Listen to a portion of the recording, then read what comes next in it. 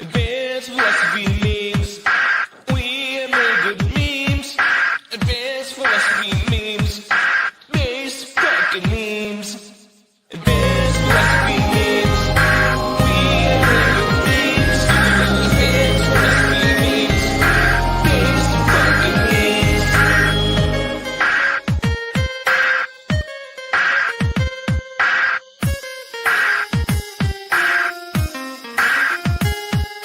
Shoutouts to Andreas, Deacon, my boy Scott, Pedro, and everyone else that engages on my posts, and Sarah. Keep it up, man. You'll get there someday. And everyone else for playing memes.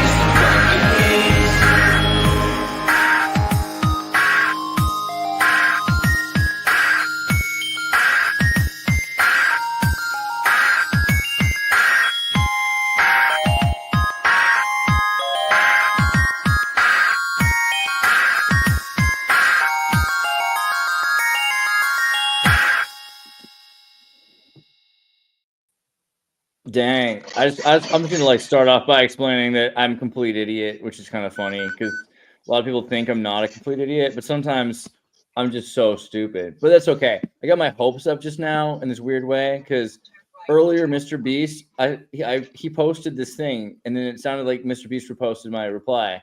So I was like so convinced. I didn't do any like research, didn't check it, didn't make sure it was real. Because he wrote like when pages spread lies with zero evidence proof. Mr. Beast is getting all angsty these days because his channel's basically under fire ever since he got more likes than there are citizens of the United States and nearing the citizen empire of Gladio. Right? He ends up, he's getting all ripped. He's getting all kinds of money. He's getting in a suit. He's acting like a big old boy. He just made this video. It's getting kind of cringe. He took his fiance on a date ranging from $1 all the way up to $500,000 in a new video. This is what Mr. Beast is doing with his life now, which is good for him, right? Like, find love in your heart, bro. Like, find the love in your heart. Like, that's pretty great. But like, when I think of Mr. Beast, I think about like. Can I see the, I'm sorry. Can I see the suit picture again? Yeah, I'll go back to it. Hold on. I want to see that. How do I do that? Oh yeah. All right. Here, right here, when he's in the, yeah. So he's Mr. with yeah. There he is. Dude, I hope they don't John Lennon him, man. He needs to get that He's tailored. I think that's got a lot of cool. following on him. I think that's what's cool about him is he doesn't have a tailored suit. He's a freaking kid with like bad facial hair from Carolina. Who, you know what I mean? His mom worked at like a German military base or some like prison or something like that, right? Like, who knows? Like, and he'll age into it, I think. You can tell he's not the Antichrist because he called himself Beast. You know what I mean? Like, that's the kind of thing that, like, only like a Mormon kid would even think to do. And like, if he really were edgy Mormon humor. Right? Yeah. Because if you were the Antichrist, he would name himself like Jesus loves you. Or Michael or something. Yeah. Yeah, like Mikhail. Yeah. Like he would have been like St. James because his name is Jimmy. Or Jeremiah. Yeah, if I were the Antichrist and my name were Jimmy, I'd make my YouTube channel St. James. You know what I mean? Because this guy's kind of like a saint. If you think about it, he goes around performing miracles. Like he like makes blind people see. But isn't that one of the things? Does he only help? Do? The Antichrist does a lot of things that the Savior would do. That's the point. The Antichrist does some of the same stuff that a good person would do, right? Like, so he could be. I don't know, but. I don't think he's. I don't know. Right, but they would want to come to people like appearing as if that they are like a really good angelic person, rather than like straight up saying beast. I see your point there. Exactly. It's like, hey, I'm like kind of ironically, even though you think I'm trying to be a bad boy, I'm actually doing good stuff. Whereas, which is that's kind of like the opposite, where you're someone who says, hey, I'm such a wonderful person. I'm always helping people. I never you know, touch Wait, no, kids you bring up inappropriately. Or Does he whatever do it's like called. No, that's mostly a- helping people videos? Yeah. Yeah. Yeah. But what Andreas said was actually important because, like I said before, in fiction, there's like two kinds of good guys, right? There's the good guys who can make a good situation better, and then there's the good guys who can make a bad situation better. And I think that's why Captain America and Iron Man were fighting in those stupid movies. But yeah, so that's really the question. Is like, I guess Mr. Beast is better suited to be like make a bad situation better, whereas a different person would make a good situation better. Yeah, and so, like the channel I like to follow the most is Beast Philanthropy. This channel has way less subscribers, only 28 million. But 28 million is still obviously pretty good. But you know, compare that to 400 million. Sorry, go ahead. Did you guys hear the beeps when my truck beeps at me? Yes, I do hear the beeps. It sounds like kind of an enraged lover with like. Oh God, it's it like does that, it's the bro. white Because man it does smoke that every detector. time that it pops up this. So I'm coming to you live from my new truck at my new job, but this thing every time I take a sip of a drink, and it's got cup holder, but it says it gives me a little like no burger and drink cancel sign thing on this little screen in front of me, like, and it beeps every. Watch, it's gonna do it. Yo, what kind of truck do you drive? Like, Okay, what maybe kind of not. truck is it? Is it a Ford, a Chevy? Like, what is it? This one's an international. Oh, okay. Can't fuck with it. International. I mean, if it was a good manufacturer, maybe you could like hack it. You know, with Fords, you could use ForScan. I'm sure every other manufacturer has their own weird software hack. Yeah, I'm no, sorry. this, I'm sorry. this, Your car I'm is kind of nagging at you. bummed. Like, I really. It's all good. I'm kind of bummed. I love this new company and everything, but it had an inverter on the first time that I went out for a week on my like first voyage. There was an inverter, so I was able to play my PS5. And then I come back, I go home, which was great because I was only gone for a week, and I got to go home reset because you have 70 hours for every week, and then you have to go home and reset for 36 hours. So I got to go home, and that's cool. It's an improvement over my last job. But then I come back to work and I go to hook up my PS5 all excited, like, ooh, I got games to play. I'm like planning out my games I can play once I'm away. And the inverter's gone. There's no power in this thing anymore. Fix it, That yo. sucks. You could fix that shit. Get a pure sine wave inverter. Just make your life better. Yeah, I gotta buy an inverter, and the mechanic said he'd help me install it. So pure sine wave is more expensive. I did get a little inverter for the cigarette lighter, so I'm at least able to charge my Steam Deck, because I couldn't even charge my Steam Deck at all. Like before, like I tried to plug it into the cigarette lighter just straight, and it charged 1% in a half hour. And I was like, God, this is gonna work. So I got a little inverter from Walmart for like $40, and I can at least charge the Steam Deck now. So it's good enough. Is that safe to do? Like use a cheap modified sine wave? Because you know how modified sine waves are kind of quantized. So the wave form is this kind of cubical. Yeah, that's how you get like the sawtooth wave and the square waves. Like, right. Well, all I know is that the PS5 outputs, it's like 200 watts, and the cigarette lighter to plug directly into it, even with an inverter, even though the inverter that I bought says 400 watts, it really can only safely do about 180. So a TV is 80, and then it's 200 watts for a PS5, so that'd be like 280. So it's 100 watts too much, and it said it'll blow up the plug and maybe even screw the wiring in my truck. Which I gotta say, dude, Google is amazing. But your console comes with a converter, I think, right? Like with that power cable, that box that's attached to it, doesn't that like help with the wattage? To be honest, I have no idea. All I know is that you can plug in whatever questions into Google now, because if it's like AI and like super specific question, I was like, can I use the inverter from a cigarette lighter and use it in my semi truck to play PS5? And it's like, no, that's dangerous. And it was like, cool, dude, it's answering my question. You should be careful even with the Steam Deck plugged into a modified sine wave inverter. It's like mostly safe, but it could stress the components that it's charging on a modified sine wave inverter. So that's why people spend so much more on an American-made, usually pure sine wave inverter that does the full curved analog sine, because you want a pure energy boost.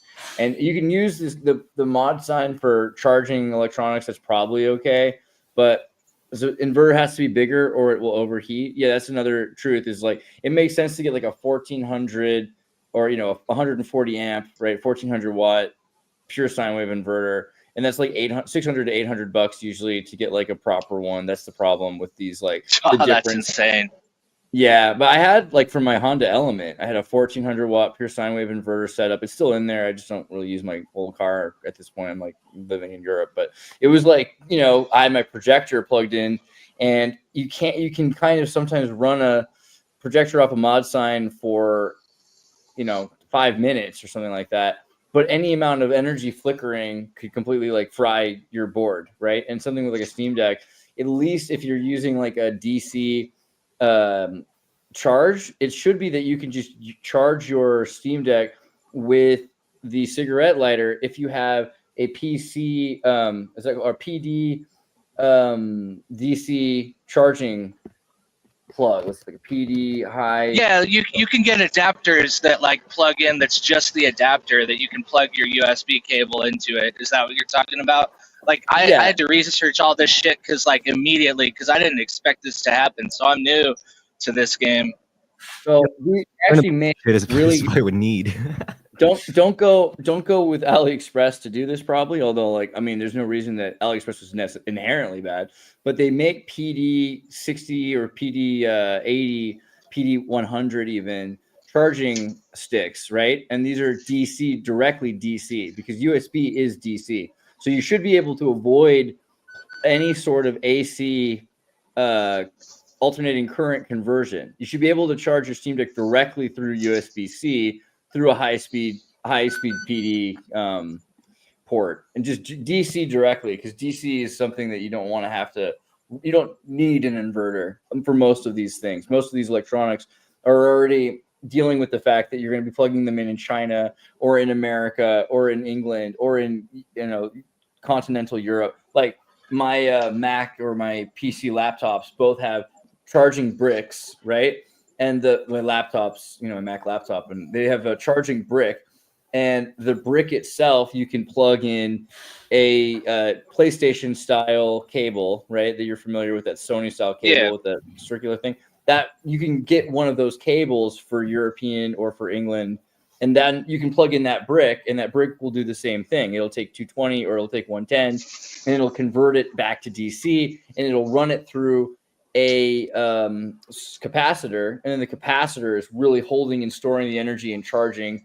It's the same capacitor system that you have in like in a flash in your film cameras. When you hold down the little flash and it charges up the battery so that it shoots out a bright bolt of electricity, a bright flash of light. That's because the capacitor is storing up enough energy into direct current that it can run. And they do a flicker rate of like 0.5 volt for most of the USB charging sticks. So this isn't super important, but yeah, just be careful with like. I'm looking for the box. I'm looking for the box of like what I bought, so we can figure out. I'm sure it's like seems legit. I can imagine what it is. It's like a 400 watt modified sine wave inverter for $40. It probably is fine for certain things, like running a lamp.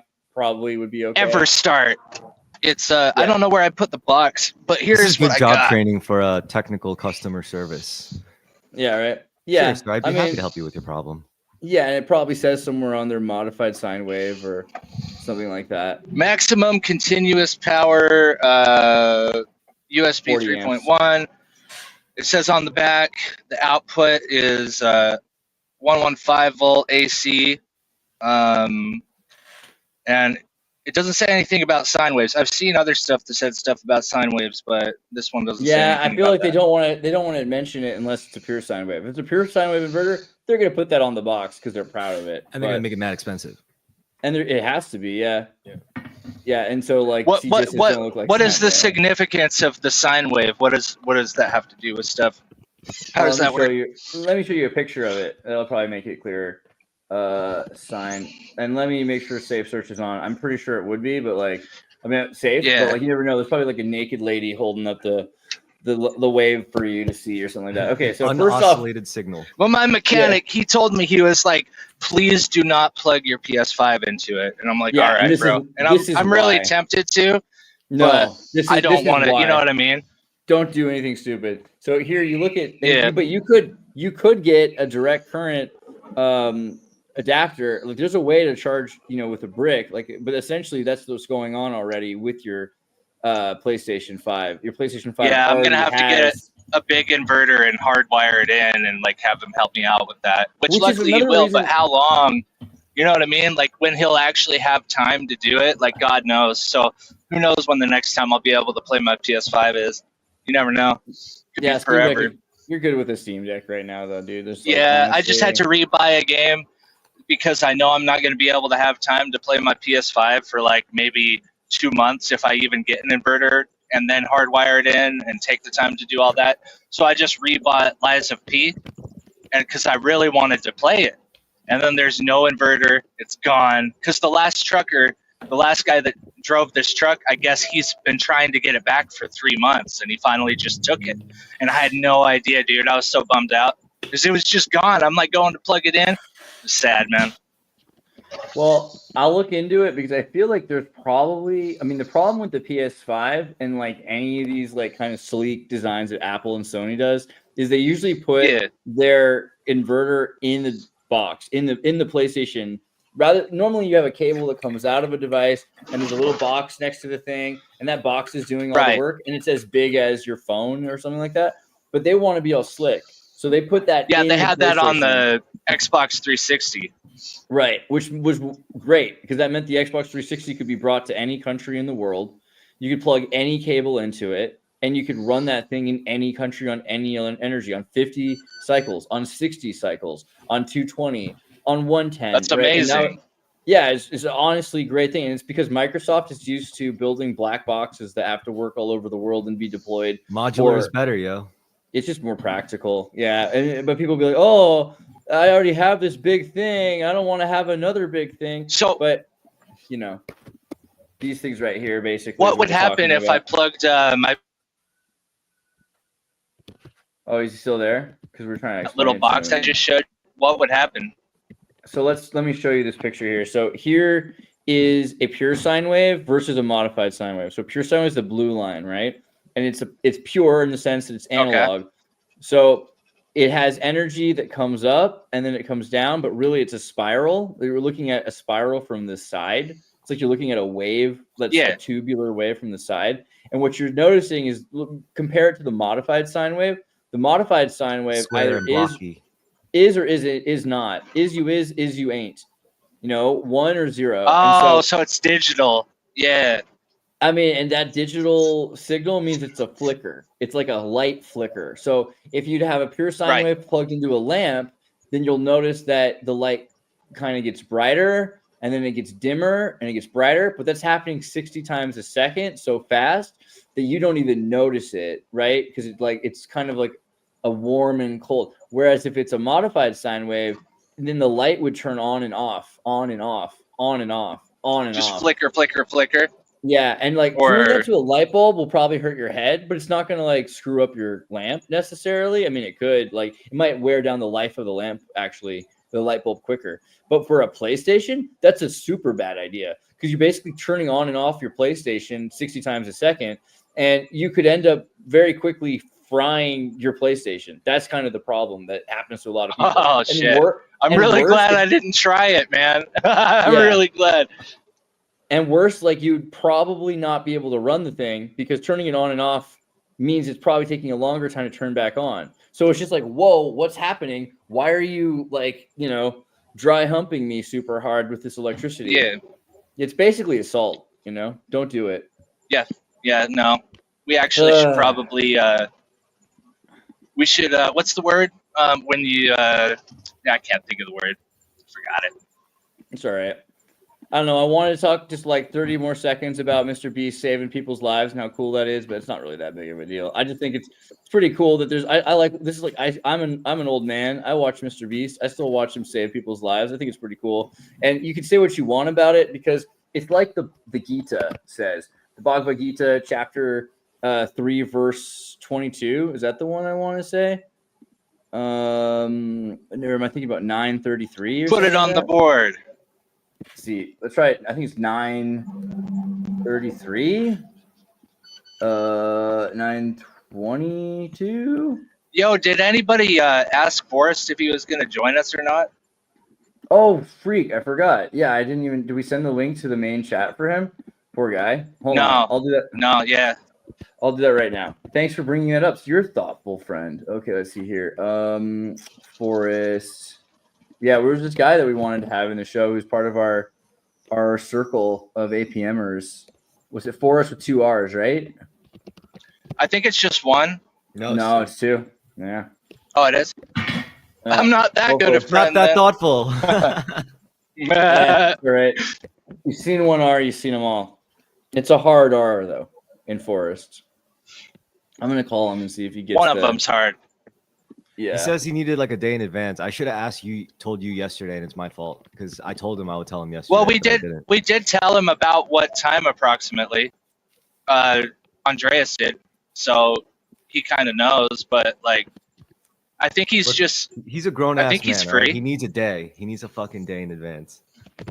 Oh, I thought he knew what was going on. Yeah, he did. Andreas told him. I think it's chapter 9, verse 30 of the Gita. Yeah, that's what it is. Chapter 9:30. Well, I'm trying to call Forrest anyway, but if he doesn't answer, then we'll have to get him on next time. I know he's going through a lot right now because, you know, he's a philosopher like the rest of you, and like life is hard when you love wisdom, and his cat's going through a lot. I don't know if he wanted to talk about that, but yeah, man, he's going through a move, and his cat. Yeah, stages of grief are hard. Let me just quickly read this one. Even if the vilest sinner, this is Bhagavad Gita, chapter 9, verse 30. It's a 3-hour Gita read every day. Will save your life. Even if the vilest sinner worships me with exclusive devotion, they are to be considered righteous because they have made the proper resolve. Right? So let's say like you're a demon, even not even just a human. Even if you're a demon that does nothing but, you know, sin and you're evil, if what you're doing then is you start worshiping, and by worshiping the Lord, that actually means like to do good, essentially, right? Like it's to show love for. That sounds straight out of Jesus. Totally. It's actually pretty much Christianity. And this idea that if you're saving people's lives and say it again, what was it? Sorry, I've been. I remember like a few weeks ago, I was trying to convince Colin to read the Bhagavad Gita as we're debating Bible knowledge. Dude. Oh, bro, I read all the stuff. I read all of them. Yeah, any religious text, I'm all up on it. Like I'm like Mr. World Religion. I've been studying the world religions. I mean, I think for a long time.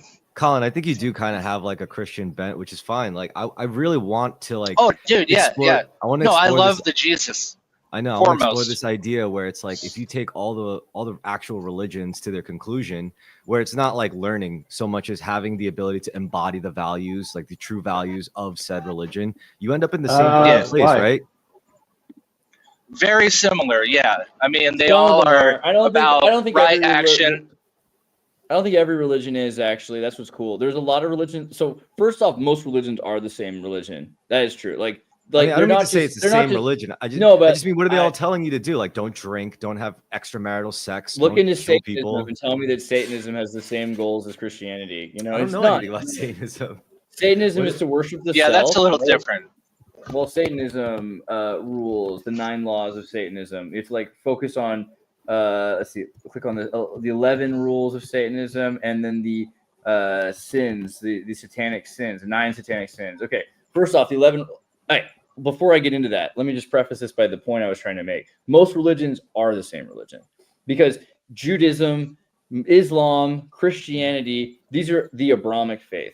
Now, there are different ways of looking at that, whether or not Christ was a new religion. But if you think Christianity is a new religion, you're not listening to Christ, because what he said was he came to restore the religion. So for him, it's that Judaism got kind of off to the side there. He brings it back to where it was originally. That's his belief. If you don't believe that, that's fine, but that means you're not a Christian, and that's okay. You don't have to be a Christian. I'm just saying what Christianity is supposed to be is it's the restoration of the ancient practice, the most ancient practice, going back to Adam and Eve, right? They're supposed to be like God talked to Yeah, I the first came humans and told them how to I live. came not to destroy the law, but to restore it, or whatever. Totally. So in other words, Like he's saying that the Jewish law has kind of deviated a bit. All right. But then Muslims say, hey, Christians have got off the rails. You know, you look at the 300 AD, you got Paul's murdering all of these Christians. Paul in the Bible, in Acts, you got Matthew, Mark, Luke, and John, but then you have John is, John the physician. He didn't know Jesus. He was friends with Paul.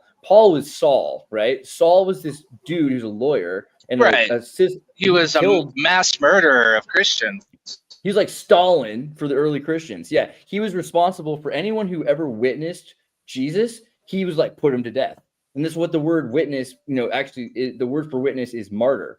We think martyr means dude who was murdered by Paul, or dude who was murdered for believing in Jesus. No, dude who was murdered is just the way we look at it now, because all of the witnesses, martyrs, were in fact murdered, right? So the original Christians, after so you got Deuteronomist reforms in Josiah, and they start killing everybody who doesn't practice their way. So the Jews end up having the Essenes, let me look at that up really quickly for you. Essenes are the group that Mary Magdalene was part of, and they were secretly, the Essenes were still practicing the law of the way that the second temple, before this, the fall of the second temple, were practicing the law. So for instance, they still worship the wife of God. They were considered a mystical Jewish sect. They accepted all of the different parts of the old Jewish religion. And so Christ being married to Mary Magdalene, or friends with her, or whatever you want to believe, right? That led to the restoration of the old way. Okay. But then he's showing people what to do. He gets murdered for his restoration of the law. That's basically the death of Jesus is the end of his he was teaching people how to live a certain way. They stop him from doing that. And then anybody who was like, hey, this is how Jesus, I met that guy. He told me how to live my life. You should live that way too. They murdered all of those people. So there's this apostasy that happens where all of a sudden we don't know exactly what Jesus was doing. We have some books, but again, a lot of these books are completely rewritten and changed with the Qumran documents that they use to cite the Jesus. They're like, wow, Jesus said all of these things in the Bible. Well, these are from another book called the Qumran document, which is interlaced into Matthew, Mark, Luke, and John, which were, by the way, Matthew, Mark, and Luke are at least anonymous gospels. They don't say written by Matthew or written by Mark or written by Luke. None of that. We just say, well, it could be Mark. It could be probably, Matthew. Judging from the way it's written and the style of it, it's probably this dude. But it's also probably not written till 90 or 120 AD, maybe at least 70 AD for most of this stuff. But that's assuming that, because we're talking about Polycarp, and Polycarp was supposedly born early enough to have known John, and they think John died before 105 AD. But according to the Bible, there's no evidence that John died ever. Mormons believe that John is still alive. I mean, it's, again, religion. It's like a comic book. You can believe what you want to believe. I'm just saying the history of the church. So not to get too deep into that, the point is Paul leads to the Tertullian and Origen and the Nicene Council, the Council of Antioch, etc., the Essenian creeds, and the Muslims say, hey, this is not what Jesus was teaching. So the Muslims take what they know about Judaism and what they know about Ishmael and Esau and this whole belief structure, and they say this is really, Jesus was a rabbi, which is what the Ebionites believed, and he was a prophet, and so that Muslims have Muhammad, peace be upon him, because he was a prophet. So, but you're still talking about Judaism, Christianity, and Islam and Mormonism. All these things these are mostly, and there's thousands of different kinds of Christianity, etc. These are all just one Abrahamic religion that have got different nuanced views on what you're supposed to do about that religion. Okay. And then this is the other thing. All of those religions are coming from this belief that there was a flood, which we now know there was a flood at some point. Most history everywhere. Korea has a flood myth, Africa has their flood myths, the Akan with their spider and everything. The flood myth is that Noah had a bunch of kids, and the kids inherit the earth after Noah. Noah's kids have wives, and then this is why the Bible constantly talks about different nations or different family lines that come out of Noah, because you have different nations and ethnicities that occur. So you have like the Jews, but you also have the Indians, right? St. Thomas goes to see Shem's kids. St. Thomas, the descendants of Shem, the son of Noah. Oh, it's a family. It's good to see you. What's up? What's up, family? Yeah, fair. So so the point is, all right. Hinduism then comes from the same line then that Christianity or Judaism and Christianity, they come from the same line that Hinduism comes from. If you go back to this deluge, this flood myth story. So Well, you have. Wait, I'm sorry. What were you saying about the flood, the deluge? Well, so out of the flood, you get Judaism and you get Hinduism and you get African religions and you get South American religions. Like these are all supposedly coming from this one origin point. But even like Persian beliefs versus Indian beliefs, there's the idea of the Asuras versus the Asuras. So the difference between them is you're supposed to worship them in one of the religions and you're not supposed to worship them in the other religion. So it's like damned if you do, damned if you don't.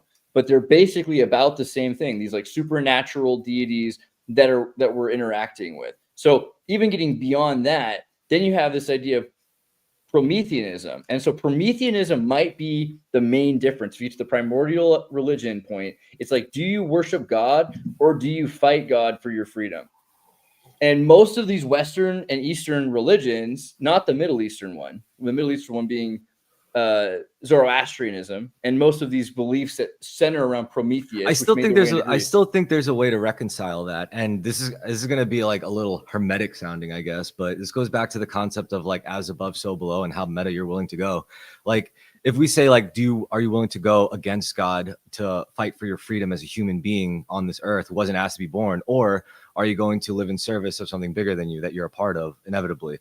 And like I remember one time we were comparing like the Übermensch, like Nietzsche's Übermensch versus Kierkegaard's Night of Faith. And right.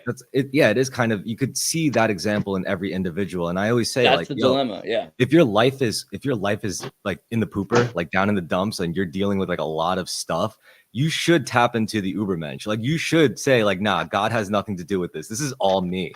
Like I have to tap into my own will as a human to get myself out of this shit.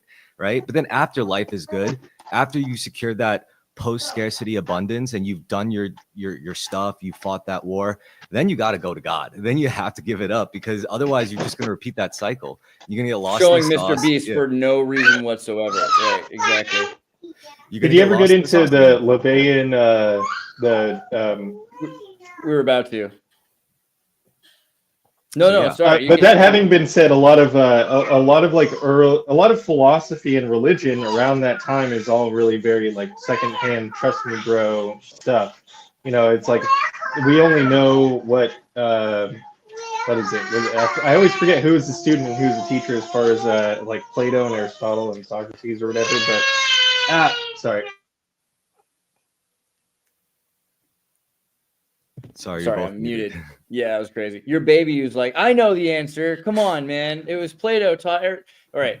If you look at the history of the Hermetics, so you also have Paul going to Greece, and the Greek Jews, because 70 AD is after the destruction of Judea, but there's also multiple destructions because there's the fall of the first temple and the Jews go to Babylon, and then there's the fall of the second temple and then the control of Rome, and then there's essentially the exodus of Jews to the Middle East and all over the world, right? Which is only now changed, because ever since the 20th century, Israel, a lot of people who used to be Jewish living in India or in Afghanistan or in China, they've all moved to Israel. But up until this last century, there were Jews all over the world that had different perspectives on their religion as well. So the Promethean myth is that there are titans, primordial spirits, the entire universe, very similar to Shintoism, and that they manifest into socialization, which is what atheist science is all about, by the way. This idea that energy comes together, the Big Bang happens, then subatomic particles become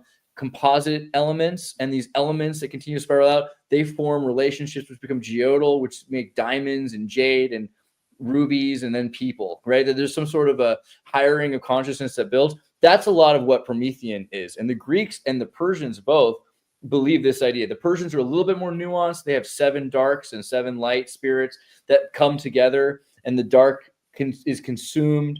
The light is consumed by the darkness, but then the darkness has light inside of the darkness so that it can shine from inside of the darkness, and it causes this sort of yin yang. Again, you can see how the Middle East and the Asians, the Far East, were in contact and communicating, and the Silk Road was super important, which is also interesting about Jesus, because Jesus, right, King Herod tries to kill all the babies in Jerusalem when he's born in Bethlehem, but the family escape, right? So where do they go? Well, they go to Alexandria in Egypt, and they're at the Silk Road crossing. So Jesus is actually being raised at one of the most important places for the first 12 years of his life. First super chat of the night, that makes you special. CMA, guided by lasers. Let's not make it the last super chat of the night, everybody. Just follow this role model. Be a good religious person. Wanted to tip during yesterday's stream. Thanks for letting your light shine, fella. Thank you. That's super awesome. We really appreciate it. I need this. It keeps me alive.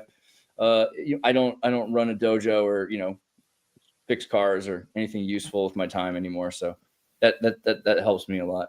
Okay, so Prometheanism, this idea then that there are spirits that become titans, that the titans then created the gods. The gods are then kind of goal-oriented powers from the titans, and then humans. And humans are this sort of litmus test, or this this program check running the system, because humans can do what angels can't. Angels are essentially yes men to the gods, right? Demons are yes men to the gods, and the titans have been subdued by the gods, which is their own fault for allowing gods to manifest. But gods don't come first, and gods don't create the universe in the Promethean myth.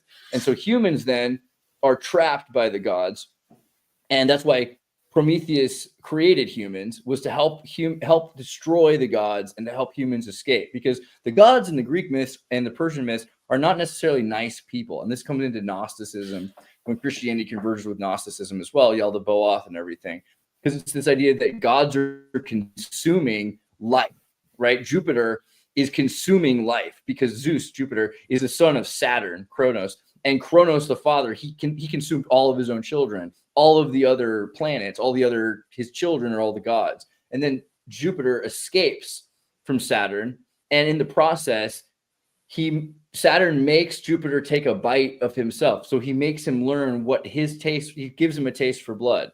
And there's this kind of expression, once you get a taste for blood, right? You get a taste for life force, which even gets into Jesus, because if Jesus is part of the Godhead and he says, this is my blood, this is my body, he's essentially treating you like a Jupiterian Mithra cult by pushing this idea of life force, but he's transitioning it, saying we don't have to commit human sacrifices or animal sacrifices anymore, because great is the life force directly, which comes from sharing, right? And then that's where in the 20th century, we start to see, and at first there's Aleister Crowley and everything that happens with the Hermetic Order of the Golden Dawn, but it's the rejection of the control mechanism of religion, because you see that Zeus was, fondling women, molesting children. Zeus is not a great god in the Greek myths, and constantly he's with his sister wife who's jealous. Like, they all have these like strange issues. So like Anton LaVey shows up, and Anton LaVey is both in the inspiration of Prometheanism, and he's using the aesthetic of Satanism, but really he's like a community college kid who took a logic and ethics course, like a 101 on ethics. So the Satanic Bible is like, I think we should follow utilitarianism. I think you should do what is best for you. And you'd be surprised how much doing good for others is best for you. I think that's a major modern realization for people, that you're benefited quite a bit by creating a world that helps each other, that ends up helping you. And so out of selfishness, you would do good. So there's 11 laws in the Church of Satan, and there's 9 sins, satanic sins in the Church of Satan. So sin 1 is stupidity, top of the list for Satanists, the cardinal sin of Satanism. It's too bad that stupidity isn't painful. Ignorance is one thing, but our society thrives increasingly on stupidity. It depends on people going along with whatever they're told, etc. Sin 2, pretentiousness is the second worst sin. Empty posturing that can be irritating isn't applying the cardinal rule of lesser magic, which we'll get into in the 11 laws later. Rule 3, solipsism, projecting your own reactions, responses, and sensibilities onto someone else who's probably far less attuned than you are. That's one of my major satanic sins. I often forget that not everyone knows or thinks the same way that I do, and has the same perception that I do. Sin 4, self-deceit, right? Lying to yourself. Worse than lying to anyone else, really, is lying to yourself. We must not pay homage to any of the sacred cows presented to us, including the roles we were expected to play ourselves, right? This has to do with superego and Freudian psychology. Herd conformity is the 5th cardinal sin of Satanism. It's obvious from a satanic stance. It's all right to conform to a person's wishes if it ultimately benefits you. But only a fool follows along with the herd, letting an impersonal entity dictate to you, whether that be God or the state, by the way, right? And then sin 6, lack of perspective. Again, this one can lead to a lot of pain for a Satanist. You must never lose sight of who and what you are, what a threat you can be by your very existence. You can see how this is very different than Jewish law or Christian law or Muslim law, because they don't mind you having a lack of perspective. It's totally fine to have a faith-based, just trust in the plan, right? That's completely fine as a Christian. A lot of Christians I know, at least people who think of themselves as Christian, they're happy to just follow the law without completely understanding it and hoping they'll figure it out later. Sin 7, forgetfulness of past orthodoxies. Be aware this is one of the keys to brainwashing people into accepting something new and different, when in reality it's something that was once widely accepted but is now presented in a new package, right? And so this is something that happens quite a bit with religion. We were talking earlier about trust the science. Trusting the science is the same as trusting the state, is the same as trusting intelligentsia, trusting the priesthood, trusting the church, trusting in the Deuteronomists who tell you to trust in their God, right? So forgetting about, it's basically history repeats itself, so be aware to not let it repeat itself.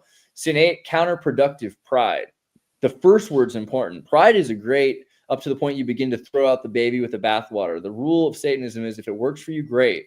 When it stops working for you, when you've painted yourself into a corner and the only way is out, sorry to say, I've made a mistake, I wish we could compromise somehow, then do it, right? And then the last one, the law of aesthetics, right? This is the fundamental, arguably as important or maybe more important than the law of stupidity. The sin of stupidity is like the awareness of the law, the lack of aesthetics. Aesthetics is actually not just, the lack of aesthetics is a sin as much as aesthetic is a law. Beauty is a law. So you'll see that in a second when we get to 11 laws. This is the physical application of balance factor. Aesthetics is important in lesser magic, materialism, and should be cultivated. It's obvious that no one can collect any money off classical standards of beauty and form most of the time, so they're discouraged in a consumer society, but an eye for beauty, for balance, is an essential satanic tool and must be applied for greater magical effectiveness. You might know that prettier people do better in business, right? This is just a fact. So there's something to be said. I know that bothers you, doesn't it? Does that bother you? Huh? No, not at all. I mean, it's there's privileges to everything. You know what I mean? Disabled people get the best parking. Whatever. So everyone's got an angle and a role that they could. So we all have different roles to fill. Humanity is very diverse. I actually got a jet, but I wanted to plug something that I've been doing that kind of ties into all the stuff that we've been talking about, as far as like how being of service is like the best thing that you could do for, like, being selfish with service is just really good for you spiritually. And I'm doing a local food drive. I'm working with like 6 like little bicycle crews that run around the city. And yeah, that's it. Project Full Plate. Chow Riders is like the name of the thing. Sweet.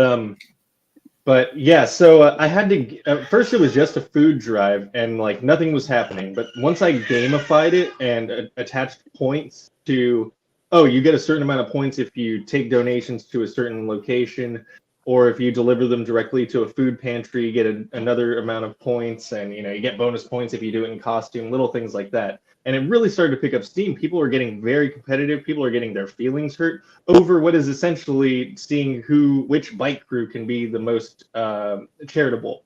Yeah, no, it's people are so interesting because it's like, I had to have a little talking with people. It's like, hey, let's remember what we're doing. It's like we're trying to, feed needy people. Yes, there is a game. Yes, there is a competitive element to it, and that's what's making it fun.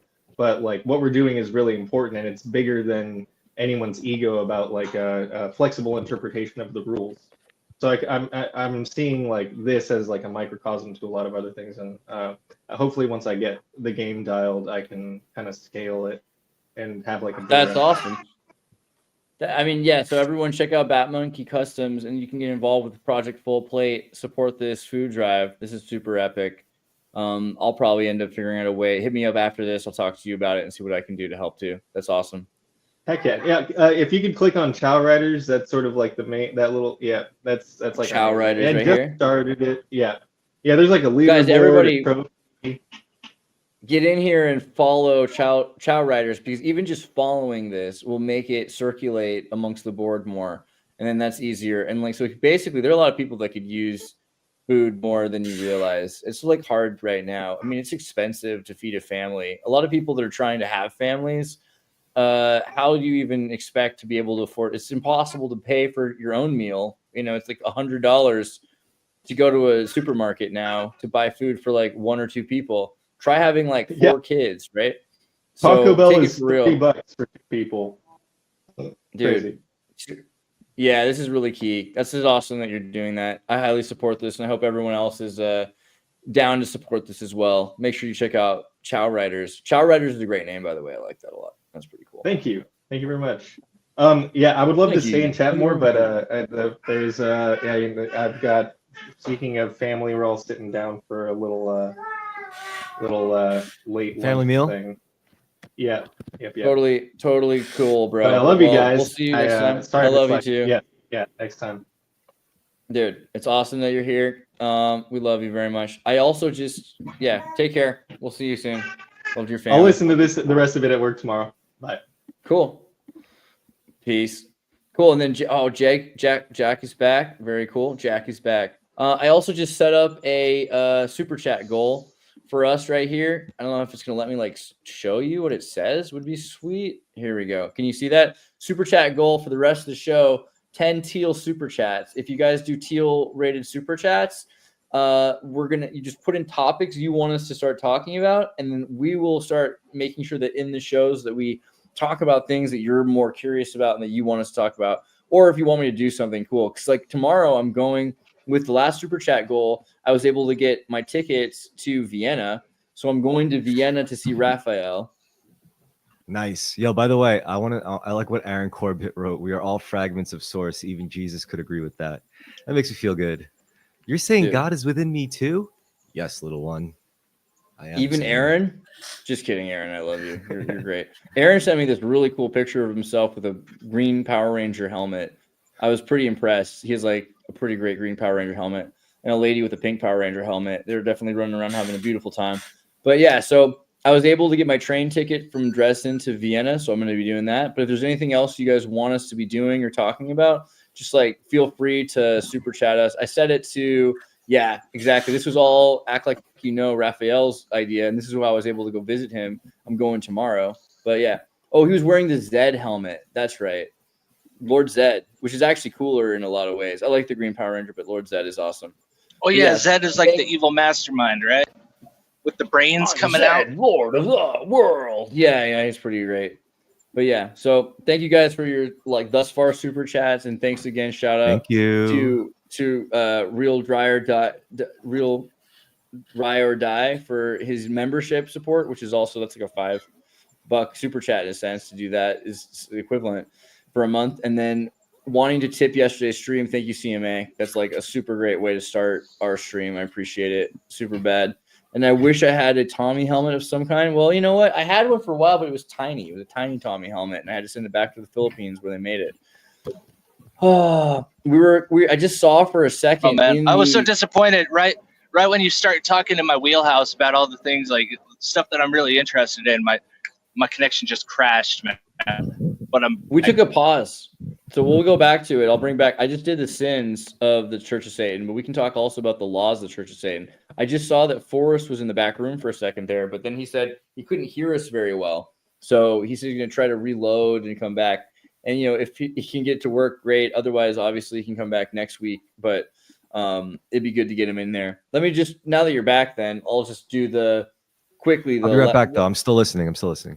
All right. I'll just do quicker this time, the 11 satanic rules instead of the law of the sins, right? So rules are different. So the satanic rule, and by the way, I want to forward this by saying I'm not endorsing Satanism or like Baptists or Judaism or Islam or any of the religions by doing that necessarily, but particularly Satanism. Satanism is the one I really particularly don't endorse necessarily. I'm just saying I understand all the kids who I went to school with who had like really big gauged ears and didn't trust their like executive fathers, or like there's, you know, single moms that had them when they were 15 that became Satanists. I get it. I get where you came from, get what you're all about. I get why you became a Satanist. That I'm not saying like, yeah, I'm just saying I get it. So law 1 of the Church of Satan, do not give opinions or advice unless you were asked. Law 2, do not tell your troubles to others unless you are sure you want to hear them. Law 3, when in another's lair, show him or her respect or else do not go there. Law 4, if a guest in your lair annoys you, treat them cruelly and without mercy. Law 5, do not make sexual advances unless you are given the mating signal. Y'all know what that means. Law 6, do not take that which does not belong to you unless it is a burden to the other person and he cries out to be relieved. Law 7, that was law 6, right? Law 7, acknowledge the power of magic if you have employed it successfully to obtain your desires. If you deny the power of magic after having called upon it with success, you will lose all you have obtained, right? This is kind of similar to do not deny God. I think it's kind of interesting. Law 8, do not complain about anything to which you need not subject yourself, right? Like, don't complain about your girlfriend, break up with her. Or like, don't complain about your job, quit it. Like, just don't complain.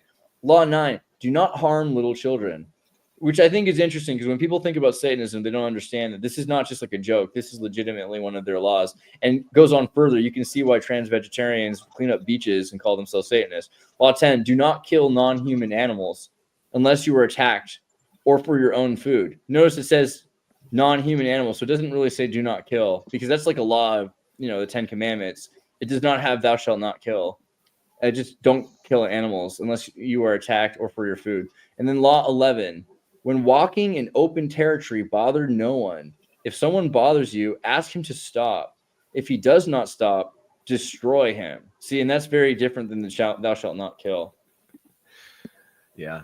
I don't know. It sounds pretty sensible, honestly. I've read worse shit. Like, honestly, I've read Robert Greene books that have been spicier than this. So it's I don't know. It's whatever. I don't subscribe to the label of Satanism, but you know, it is what it is. I think that's basically what everyone I've ever talked to says on the first read of the 11 laws of the Church of Satan. It's like, oh yeah, that's kind of reasonable. And yeah, because it's based on modern secular values in a lot of ways, or modern secular values are married to Satanism. And it's not just because of Anton LaVey.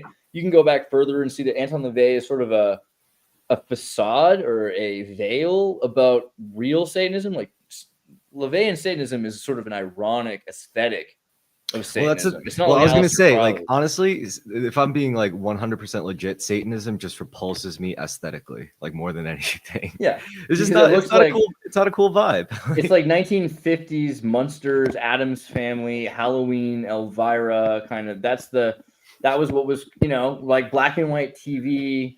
That's where it comes from. And then people will think of it as this super evil thing, but it's not the same as like Aleister Crowley, right? So when you think about Aleister Crowley, I don't like the way that they take on the aesthetic of Satan. Like, I don't think it's entertaining. I don't think it's cute. I don't like it at all. That's fair, just my opinion. You know, because Satan like represents cool, right? like vile and evil and cruel in the world. So I don't like how they like use that there. But do you get why do you get the point, like why they do it? So like the reason is because usually the people that present this is right back to our Mr. Beast thing earlier. The people that present themselves as saints are usually evil and are using the positive facade, like Baptist minister. I'm not going to just say that every Baptist minister is evil, but like if you see this guy, to be honest, I don't want to say that this guy's a bad guy because like I don't know who he is, but like this is a cartoon. No, that's one of the big things that Jesus said is that like the hypocrites that profess that they are holy for other people to see them as holy, it's a big deal. Yeah, so this guy for me, like I actually vibe with this aspect of Satanism that people who look like the good guy are almost always the bad guy. It's not like every time, and you shouldn't be prejudicial like that, but you shouldn't trust somebody who's presenting themselves as vainglorious and innocent and pious. Someone who presents themselves as they're the good guy and you're the bad guy, or that you can't trust somebody else. Yeah, usually. Go ahead, sorry. Psychopaths are really good at that. Oh yeah, I'm just saying psychopaths are really good at that, as portraying themselves like they're really charming. They know what people like. They know what people trust. And so they present themselves that way. Like, and so the person that you might think is like the most amazing, most nicest, kindest person may actually just be doing that because they know that like that's how you're going to perceive them. So it's like, and I don't know how to really tell somebody like how to spot it or how to, just never really fully trust anybody. You know what I mean? This guy right here, you can tell he looks like a nice guy, but look at his weird devilish shoes and his dark freaking eyes. You can tell right here.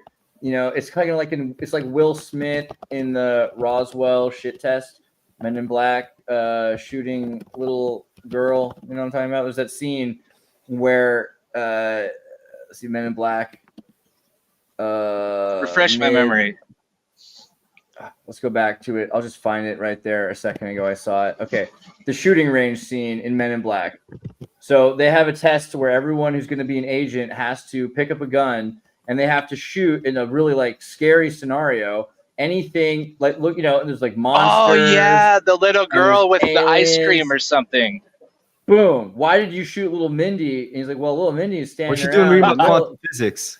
In the middle of the night in New York City. There's something up with that little girl, right? And it's like you can tell right there that this is the man who knows true evil and understands that people that look evil, just because like he's like, look, yeah, I got why I was gonna shoot this guy right here, but then I realized he was sneezing, right?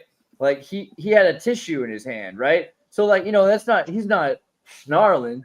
He's sneezing, like he's got a cold. H and J isn't easily programmed, man. Yeah, so I think that's the way to look at it. And similarly, like I think the way I think about it is that Anton LaVey worked in carnivals and played like silly, scary carnival music at the carnivals, and he was thinking about carnies, and there's probably this guy with his scary clown face. A lot of people are afraid of clowns, right? Because nomads. These nomadic people that are going from town to town, and if they're drunk all the time, they could be touching kids or whatever. But usually what happens is you got some nice looking guy who says, hey, you better go check out the other guy. Well, this guy is probably molesting kids or something like that. Often saying, when I'm going going back in my look for the bad guy, right? Yeah. When I'm going back through my thoughts, like my memories, truly, a lot of times the most like the people with like the darkest aesthetics have often had the biggest hearts that I've ever met. Totally. So it's a thing. Totally. And so the guy that's pretending to be the good guy is out there helping you look for the kid after he's got the kid locked up, chained up in his dungeon somewhere in his white picket fence house in his basement. He's got like a bunch of dead bodies buried beneath the floor. And then you got this guy who's like, he didn't graduate from school because he had dyslexia and all he can do is become a clown and nobody treats him right. And so we're supposed to assume this guy's the bad guy. Same thing with the Munster family. And this is where Satanism really took off, which are like, hey, we got these, this family that are like really good people, the Munsters, but there's a sort of prejudice against the Munsters because the dad is Frankenstein, the kid is a werewolf, the grandfather is a vampire. But you know what? They're just Americans. They're just Americans living their life, and they're just trying to support America. They're like support for freedom and support for self-determination and for you doing what you want to do with your life. There's nothing really particularly evil about, those people. Whereas we look at Aleister Crowley, right? Or Crowley, and Crowley is this, he's the original true Antichrist satanic church starter, not the Church of Satan, but the Thelema organization that kind of spirals out of the Hermetic Order of the Golden Dawn. And he didn't really present himself like a Satanist for the same reasons as other people. He wanted people to reject him on purpose. He basically said, because he studied religion a lot and he was a professor, that he would shave his head, freak people out, and that way, if anybody was gonna not like him, they were not gonna like him right away. Like, he wanted to get prejudicial people to just not even consider him. Just like, nope, that's it. I'm closed-minded. I'm leaving. And that saved him a lot of BS, to be honest. He didn't have Yeah, to deal with a lot of I people. vibe with that heavily, actually. I like Totally. But he was in court one time and they said, like, hey, bro, like, what is it that your like religion is? Are you like into Satanism? Are you the Antichrist? And he's like, actually, you know what? Call me Little Miss Sunshine. You know what? Call me like the Happy Daisy, you know, and like, call my religion the New Age movement. And that's really where the New Age movement comes from. And if you think about it, this is an interesting rebranding because it's not about darkness or anything like that. It's about Lucifer, light bringer, colors, everything else, and doing Eastern meditations. And I'm not trying to scare you away from yoga. I'm just saying that the New Age movement is Crowleyan Satanism. It's like self-worship for the betterment of the self. And this is the thing that when you're really looking for like evil people, they're not going to be like putting a target on themselves saying that they're evil people. Like, why would you do that? You're going to hide that you're evil. And you're also not going to believe that you're evil because the whole Lucifer archetype is to believe you're more right than God. Like, Lucifer knows that God is an idiot compared to him. That's his whole mythos, his archetype. So yeah, that's important, I think, to look at and to understand. And that, yeah, the New Age movement has spiraled itself into being like a positive thing for people generally anyway. But that Satanism, at least the Church of Satan, said, hey, be careful about people that present themselves as the good guy. Don't just agree with that. They're probably not. You can't trust them. And, you know, also that people can do whatever they want because they're American. Like, it's a hyper-American concept that I can believe what I want to believe. It doesn't matter what you think of me. I don't need your validation. You know, I talked to some Christians the other night that said, maybe if you affirm the Nicene Creed, then I'll consider you a Christian. Well, good for you, mother. I don't give a damn what you think. Like, why would I care if you think I'm a good Christian? Isn't it kind of about whether Christ thinks something or if the judges in the heavens or something? They'll Why be known would by I their give fruits. Well, how am I supposed to care, like, what this guy judge says? lest you be judged. Yeah, and like when you start to judge these people, you're like, ooh, you're like, I went on his Twitter page and I saw a bunch of white supremacist stuff, and I was like, oh my god, like he's like putting his like Anglo-Saxon, he's like pointing out all these important. Yeah, that people. person's It's like righteous. He's more Christian than you. I was like, I noticed you didn't put Anglo-Saxon next to Jesus's name, so I don't know what your deal is with your obsession with your religion, but yeah, okay. Well, also like the key, another key element I noticed is like to be able to master or manipulate aesthetic expression, I guess, to that level. You'd have to, I guess, have a good idea as to, regardless of what they're manipulating, like coming off as a good guy, even though I'm a really dastardly bad guy, but really like deep down, like what does the individual actually find beautiful? Like there's some arguments that would suggest morality is downstream ultimately from aesthetics. You're ultimately going to align with whatever you think is going to be the more beautiful outcome or the beautiful expression of your ideals. So I don't know. I think that's something interesting to consider. Like, do we all ultimately find like at its core the same things beautiful? Like, or maybe we really are just vastly different. Some of us just find destruction more beautiful than creation. I don't know. Same thing. Destruction is a form of creation, right? Although that's probably a satanic tenet as well. It's all Satanism all the way down. That's the thing, because it's like really, again, like Satanism, what do you even mean by that? Because it's basically anything that people found adversarial to serving some sort of an order or some sort of state or sort of God. Like that's the Promethean thing, right?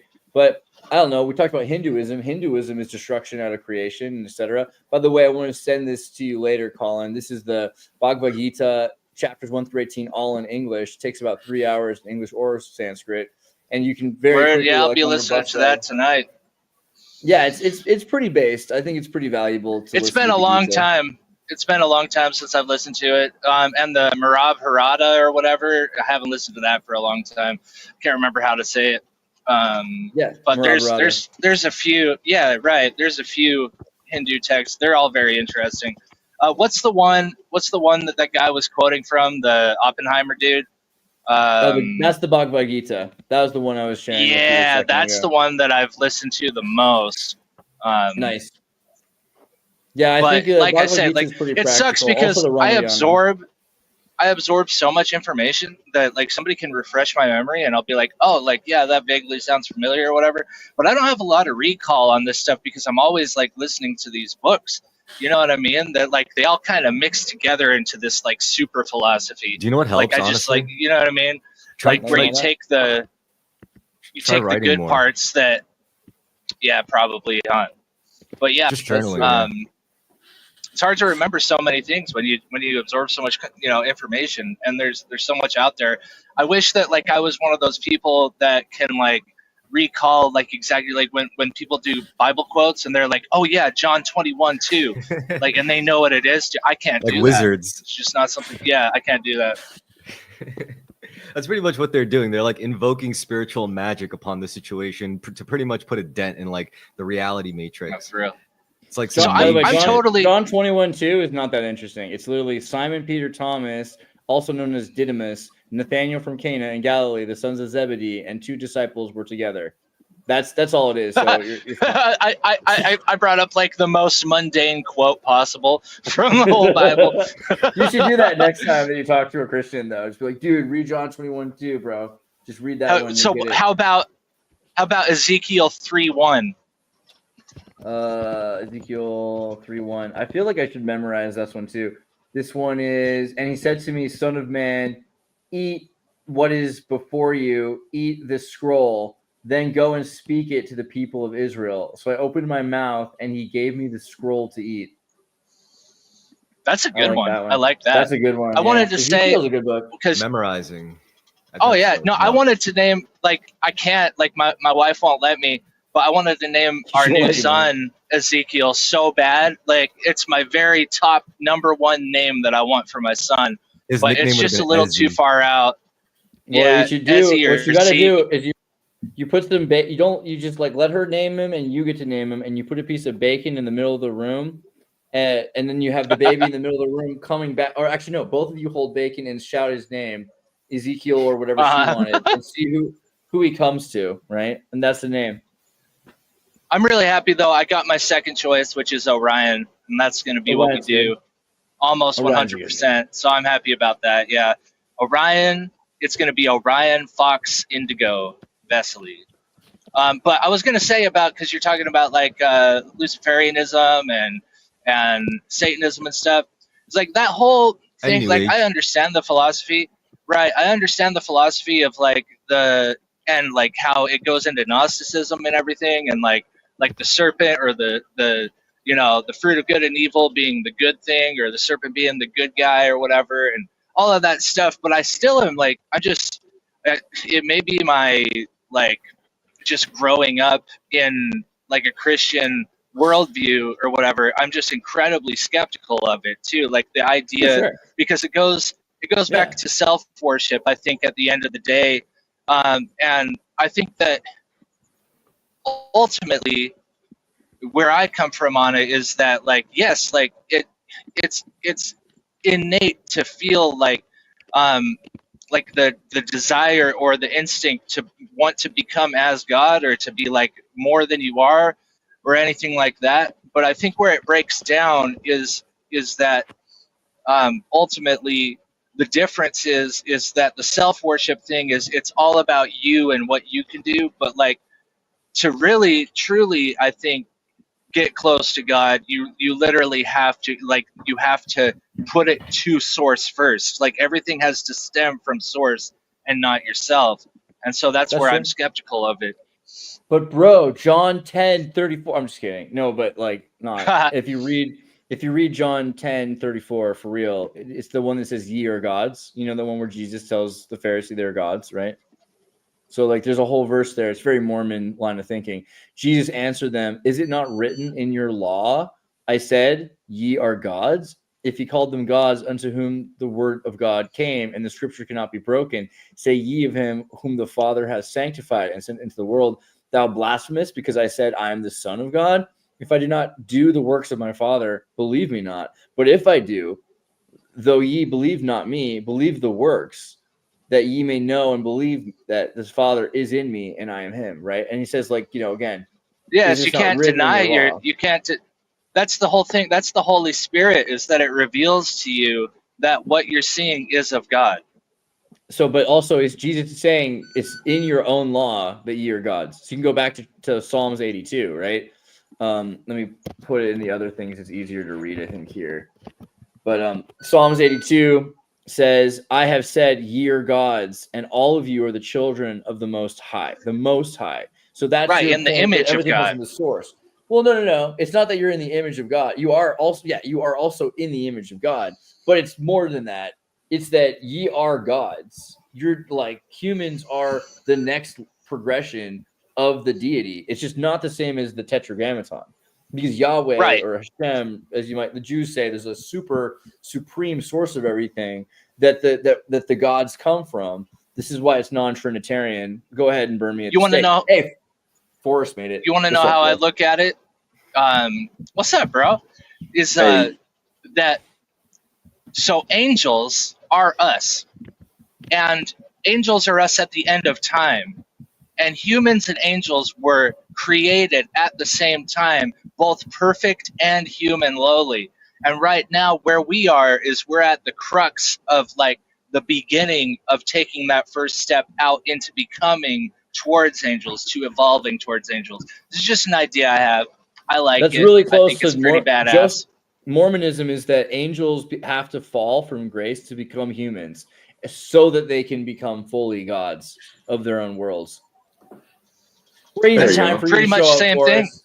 What do you think, Forrest? What do you think about it? Are we gods or no? Whatever you want to talk about. I mean, That's fine. Terrence McKenna basically had that idea that humans are stuck somewhere between being an ape and being a god. And I mean, if you look at apes to some degree, they're evil enough to be demons. This is Nietzscheism too, right? This idea that the last man humanity is a tightrope between the Untermensch and the Übermensch, between the ape and the god, right? So I mean that's a solid idea, I think. And yeah, we can be really driven by our animalistic tendencies, but we can also overwhelm them with our spirit. I think that's probably pretty fair. Oh, you know how we all supposedly have higher selves?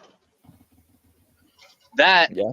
is our angel form, right? So there's an angel form that exists in eternity that projects us down, and we are the human form. But like at the end of time is where we're angels, but we already exist at the end of time because it's outside of time. So thus we are both angels and humans at the exact same time, progressing forward towards angelic. But then whenever that happens, what's next? Because there's supposed to be like a second heaven, a second earth later, You get the right? In like 5D. Revelations. Well, Colin, I could see Yeah. your angel form, and your angel form has boobs and a nice butt. Your angel form looks like a lady. It does. She's nice though. But not the most beautiful angel, because that's Lucifer, right? But Right, Forrest, exactly. how have you been, Undeniable. man? I know you've been going through a lot. What have you been thinking about recently? You're moving and transitioning. Not into a big-titted angel, but you're transitioning nonetheless. I mean, I might be. We'll have Fair. to see on that part. But I don't know. I'm just going through a lot of change right now with moving and my cat passing away That's wild. and a long relationship ending. That's basically been my shit. We're all sending love on that, man, because it's like, but that's that. We're I earlier lost audio. yesterday. Can you hear us now? Is it working again? No audio still? We're sending love, bro. We're sending love, bro. I don't know if you can hear us yet.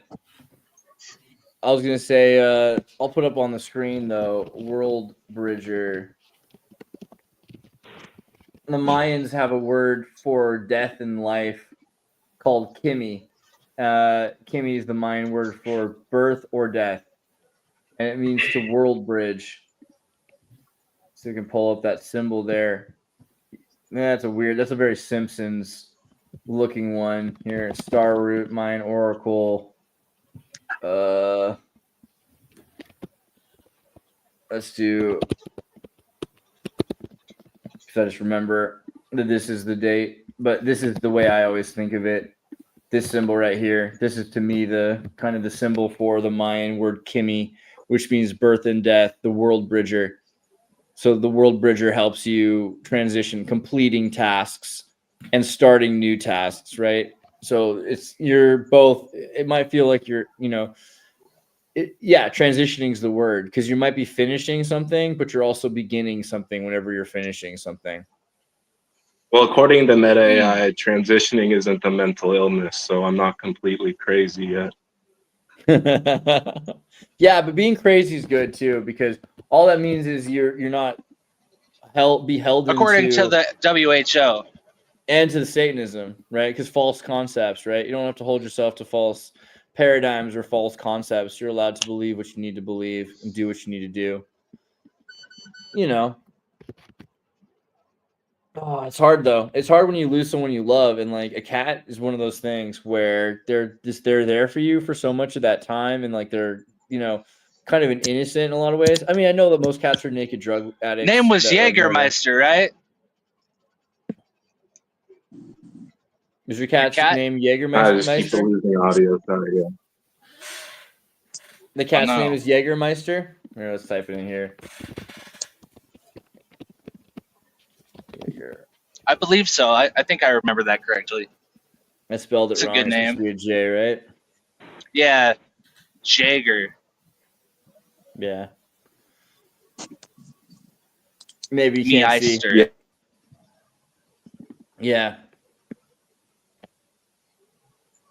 Oh man, his audio not just cut out his speaker, but his mic as well. I don't know. We might have some technical difficulties for you, bro. Maybe we can write to him to go under the audio settings. Maybe he's like something's kicked him off onto, because that happens to me a lot, where it'll kick me off from one device to another. No, it's bad headphones. Oh, unfortunate. That's a bummer. Well, we're happy to have you. I'm glad that you're here.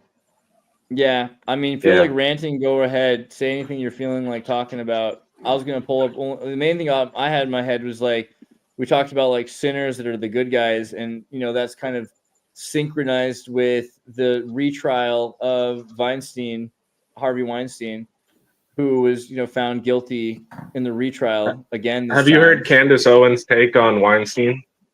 No. What'd she have to say? She says he's completely innocent. For sure. Yeah. Really? She's only saying that because she's only saying that because she wants hot girls back in movies. All the girls were hotter when Wittgenstein was around. She's a total lesbian. I wouldn't be surprised at all if he's a fall guy, because like that's how the world works. Like, why would they arrest somebody who? Oh yeah, he's the first one to go down. He probably was like one of the most tame in all of Hollywood. Yeah, I mean, he apparently had like micro penis anyway. Not like he wasn't a bad guy, he's probably did a lot of screwed up shit, but probably just not as bad as like Macaulay Culkin, nice. You know what I mean? Which is obviously the king of Hollywood, if you didn't know. Macaulay Culkin? What?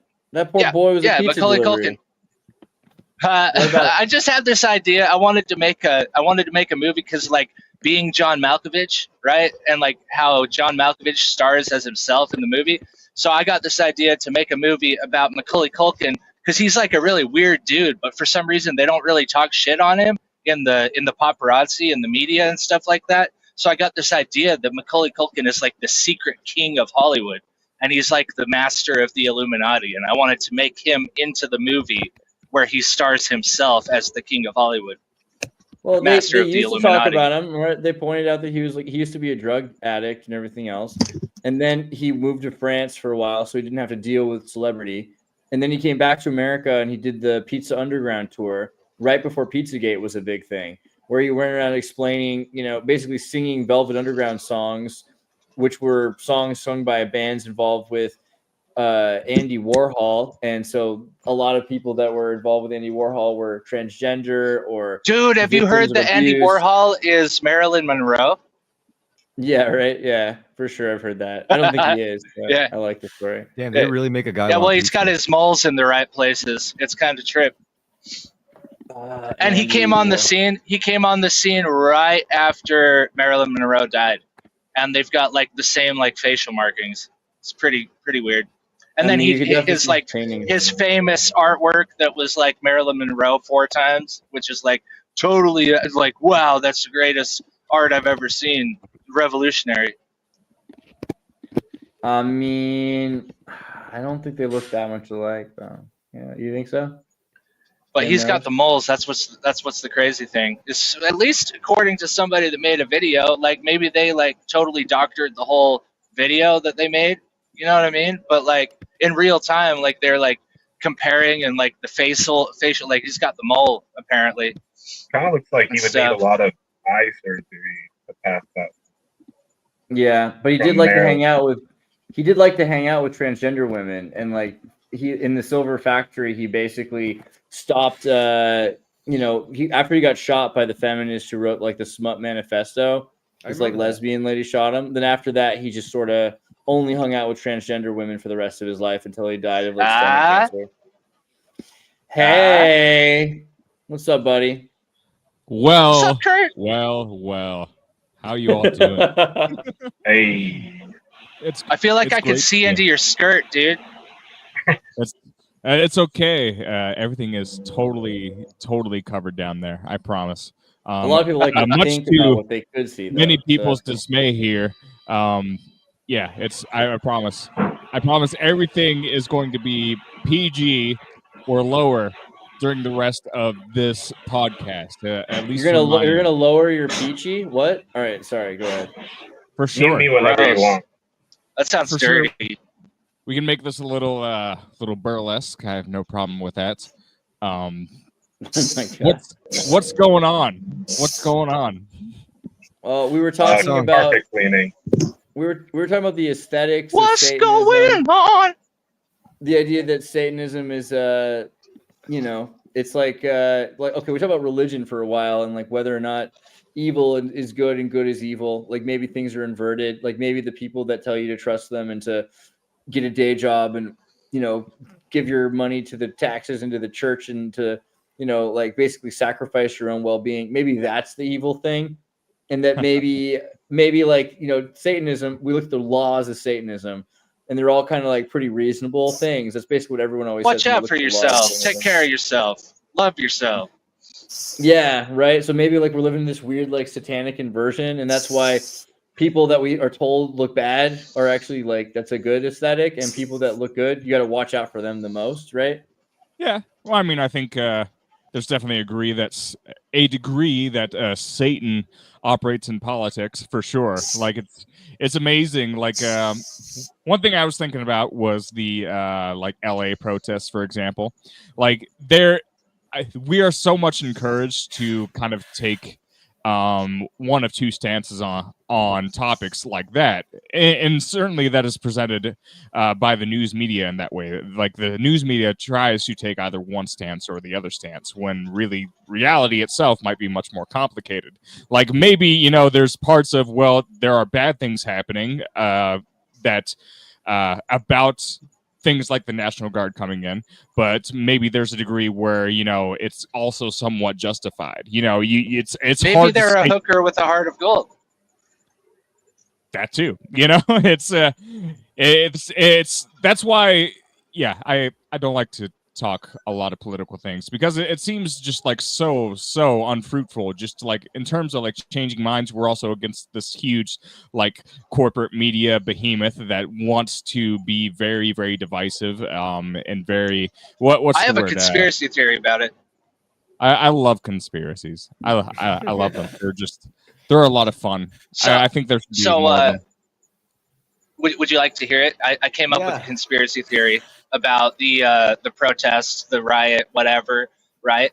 Okay, so they're like straight predictive programming you with Trump's going to be authoritarian. He's going to be authoritarian. He's going to do martial law. He's going to do this. He's going to do that, right? And then all of a sudden, as soon as he gets in, and then they start doing these riots where they basically force his hand to do authoritarian stuff. So it's like they're working together in tandem to, like, they put it out there. They said he's going to be authoritarian, And then as soon as he gets in, they do this stuff to make him forced to be authoritarian, to like call in the military, to take over the National Guard of the state and all of this stuff, right? Like it's like exactly what they said he was going to do, but they're like, watch out, but then they force his hand. And it's like also that like from years prior, they already knew that they were going to try and use this Palantir tracking stuff. And so it's all just set up. They're all working together just to do the Palantir stuff. It's just like the Patriot Act because of 9/11, regardless of if you think 9/11 was a inside job or not. You guys were talking about that yesterday on the show and Think Tank, but anyway, so that's basically it. It's like this whole thing is just a charade. That's pretty just close. to Almost get as though something pushed through. almost as though you first. it doesn't matter if it's an inside job or not anymore, because you can use social media to influence people to the point where you can make something that isn't an inside job just into the biggest deal. It doesn't even have to be a new 9/11. Yeah, nothing like Sandy Hook. No, but my idea is very similar to Colin's, which is basically this idea that you know what Kristallnacht is, right? There's this the Nazis had this night where they went around. So there's a night called like the Broken Glass Night where they like they're like, hey, you can't trust this group of people that live in your country, the Jews. You can't trust them because they have their own houses, but they have their own culture and they're not following the same culture. And what do? They broke a bunch of windows. They arrested 30,000 people. They disappeared people, etc.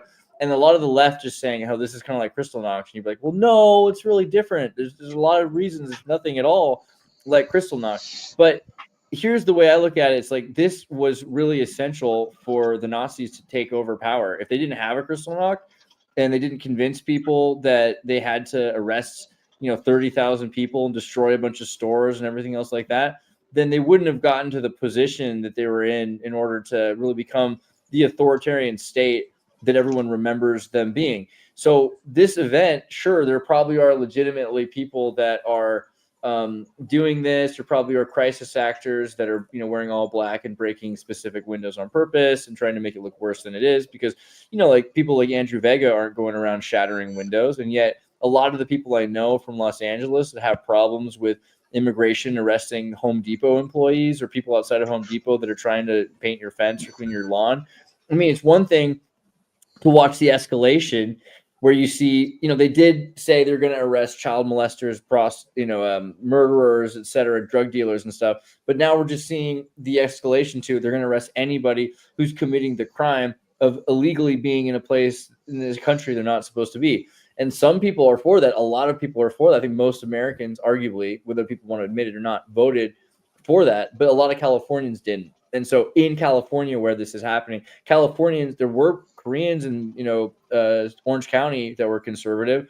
There are conservatives in the East, but in the Los Angeles particularly, it's like Malibu. There's a few places where there's rich people. For the most part, a lot of people, there are more people that are renters that are leftists and Mexicans. Like Karen Bass, who I don't like at all, she's not wrong in saying that it's a city of immigrants. They did it on purpose, but it is that. And so by removing all of them, they're guaranteeing that California won't be blue next election.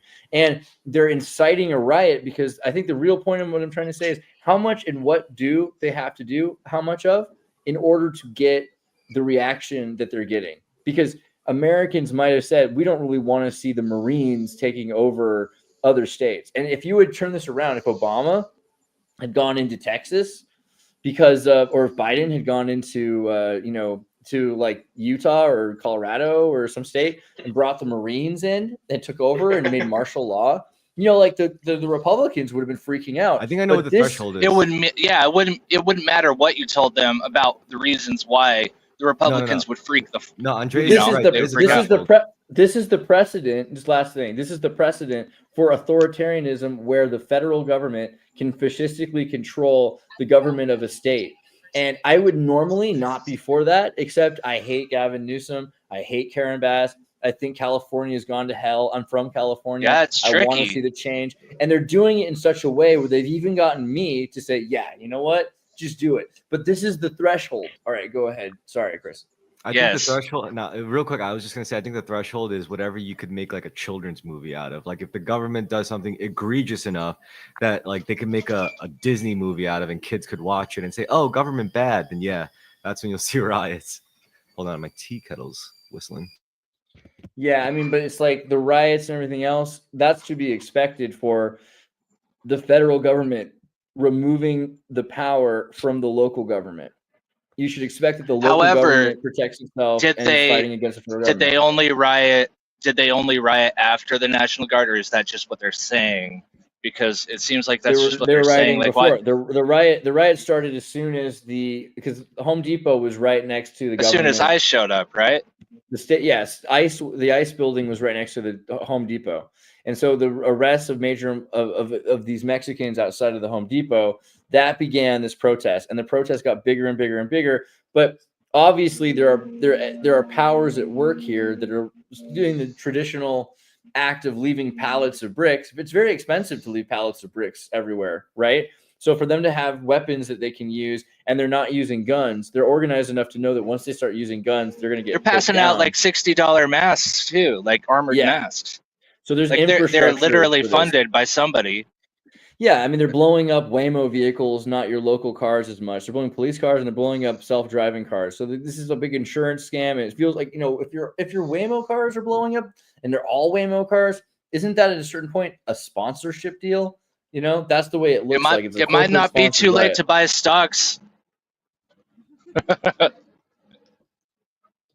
Has anyone here seen the armored masks? I haven't seen those yet. Can you pull up a picture? Yeah, I'll pull up a picture. I see that Kurt is meticulously getting his microphone ready to say some. He's about to drop some Obama-isms on us. What's the most quotable thing Obama ever said? It's weird. I think in hindsight, people kind of like Obama, but in hindsight, like him left now. So yeah. No, it was just because, like, okay, every president has been somewhat of a Barack corporate Obama. figurehead for a very long time, and like Barack just seems like the most like corporate version of any, you know, non-white person you could ever like get, to be honest. And so yeah, he's the whitest person we've ever had in government, basically. He's like Bill Clinton was blacker than Obama could ever be, right? I mean, yeah, dude, with his he played the saxophone, his jazz, dude. Like he had soul. He did. So yeah, that aspect is kind of funny in hindsight, but yeah, I think people just like, I don't know, they felt like they wanted someone that had a strictly like professional like aura, like in power. Like they just felt like naturally kind of better. Yeah, because after George W. Bush, because he couldn't speak and he was kind of unintelligent, is the way he came across.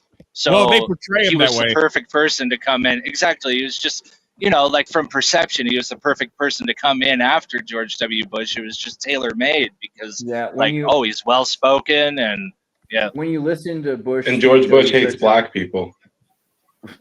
Yeah, I mean, That's not right, actually, Kanye. But I mean, the idea, like the cool thing about Bush was, you know, Bush was a Yale-trained theater clown. He was one of the most clever... did we already do Bushisms on this show? Have we looked at like some of the things Bush has said?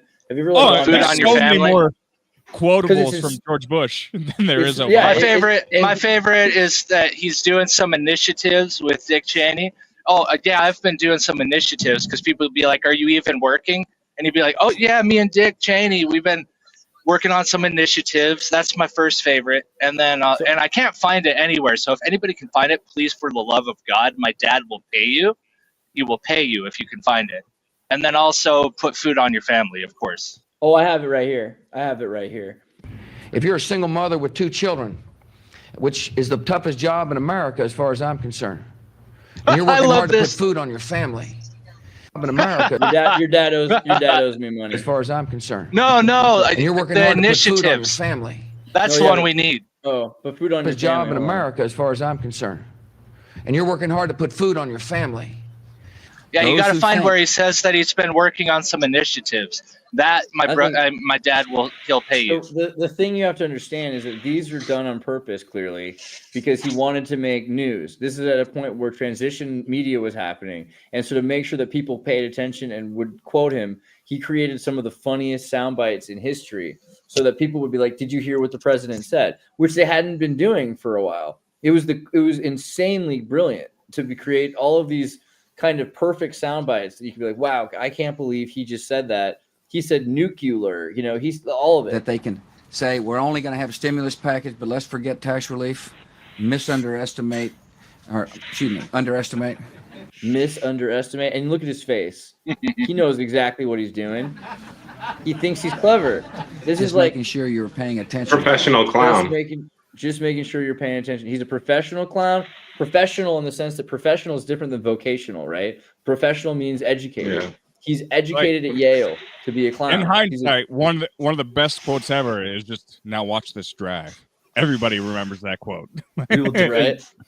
And I think it definitely For us was to like get meant the with the comedic framework, the element. groundwork. Like none of us realized it in the moment. A framework for peace to lay the. All right. Where's that one? Watch this drive. I gotta find that one. It's on here somewhere. But yeah, if you watch all the Bush-isms, you'll see that essentially there's no way he didn't know what he was doing. Like, it's actually completely brilliant to pretend to be. I mean, if you have that much ego and you have that much confidence, then you make yourself the butt of the joke. Because he knows he's gonna cry to the bank. Like, he got all the money he needs, all the power he has to have. Well, I gotta go, guys. Take care. We love you, sir. Have a good one. We'll see you soon. Love you. Later, bro. Bye. Well, we'll get him back. I like him. He's good. He's not smart. A C student. That's after buying his way into school. Beady eyes. Kind of dyslexic. Can he read? No one's really quite sure. He signs stuff. Executes people. That's probably why he doesn't have any friends. You ever heard that? No. I just remember Cocaine and a little drunk driving. Yep. That's a song about the idiot son of an asshole is the name of the song by No Effects. He's the president and resident. He's kind of in charge. He's got the whole country saying, that's my Bush. Love is hard. That's the price of fame when everyone everywhere knows your name. Hey, what's his name? It's my Bush. I can't believe he's finally in the White House. That's our man. That's our Bush. God, America was so good. And there's a whole sitcom as soon as Bush became president, whilst he was entering the office, they were producing a sitcom about him. He had a sitcom live. I mean, like, how cool, this is before September 11th, when all of a sudden we had to be more serious about our meta. But with Karl Rove in the White House and Princess Stevenson as the maid or the secretary, dude, I mean, it's such a good show. That's why Bush changed America, right? Well, like, life was better when there Bush was was so president. much media. Like, there was Lil Bush. Lil Bush was the Comedy Central cartoon parodying Bush, and then there wasn't. I'm not saying like it's like a one-sided thing. I'm not pitting one side against the other when I say, well, then Obama comes in and there wasn't like quite so much mainstream satire, at least. And of course, like that's probably by design. That's not to say like, oh, they're just picking on the right. No, I think they're both like actively working together. And it's like, what's the phrase you use when like one guy, like both are the comedy team, but one guy's like the pun guy and one guy's just like the butt of a joke. There's the word for that. But yeah, I think you know what I mean. That's like what the two-party system was like transforming into. So yeah, that's really interesting. And Bush, people, go ahead. Sorry. I was saying, and people seem to have caught on to that, though, that dynamic, to the point that I'm worried that, like, that's exactly just what's going on with Trump. They're just passing the buck over to him, but in a new way where they're trying to make it look like, oh, no, he's the new Republican Party. Like, he's not the old Republican Party, like, because they got wise to people being wise to it. And so, in a sense, like, maybe he's just, like, the new generation of this, like, 1-2 punch, so to speak. Yeah, I'm always wary of that. It feels like that because this whole thing is, again, giving more I power to love the Trump, government. though. Sure, yeah, but that's Yeah. kind of the point. Like, love him or hate him. So it's super easy because you can get people to react to him, and reaction's all it takes to control somebody. So you know exactly what the people who hate him are going to do. You know exactly what the people who love him are going to do, and they're going to end up choosing to create more authoritarianism because the people who hate him are going to feed into this crystal knock crap that's going to lead towards the Marines taking over California, which the people will demand. And then you got, like, for instance, you got the Democrats demanding for the Epstein files to be released because Elon Musk and Trump had a fight. How is that not a psyop, right? Like this, how, like, Oh, yeah. are you kidding me? Like, Hey, and if they then, take over the whole Yeah, state, no, with everybody, literally like 700 like, Marines, that is the most Alex Jones show. impressive I was military operation of all time. Marines have right, done some and I was pretty impressive things. watching Look at the Battle of Manila. I was watching the Alex Jones show within 15 minutes of Elon Musk because I was like, oh, they're going to say some shit about this because they were live right when it went down with Elon Musk saying the Epstein thing. And so I was like, oh, I got to see what Alex Jones is saying, right? And I go over there. It wasn't Alex Jones because he was busy doing something else or whatever. But in that show, like almost immediately, the guy, while he's live on air, he's talking about like, oh, I wonder this, I wonder that. But then as soon as he saw that the Democrat Party was demanding the Epstein files released, he's like, that's why he did it. You know what I mean? Yeah, it didn't it's not take just the long. Marines. It's not just the Marines. It's the idea that the American people would ask for this. For instance, you've got a bunch of illegal immigration or undocumented work. I think actually in this particular instance, it's right to use the word undocumented because the whole point is, wow, we don't have a lot of documents about these undocumented workers and people. What will we do? And then Palantir says, well, you know, all of them have cell phones. Palantir says, we have all of their data. Palantir says, why don't you just let us use Palantir for good instead of evil? But we're only going to use it on these people that you don't want to, you don't like, right? And so that's just how it goes. Only them. That's how it starts, right? And then they're going to use it on you. Of course. That's what Palantir's for. But you're going to have to ask for it. You're like, Daddy, please spank me. Spank them first, but then it's okay to spank me. That's what Trump is like. I mean, it's Like happening. going to church.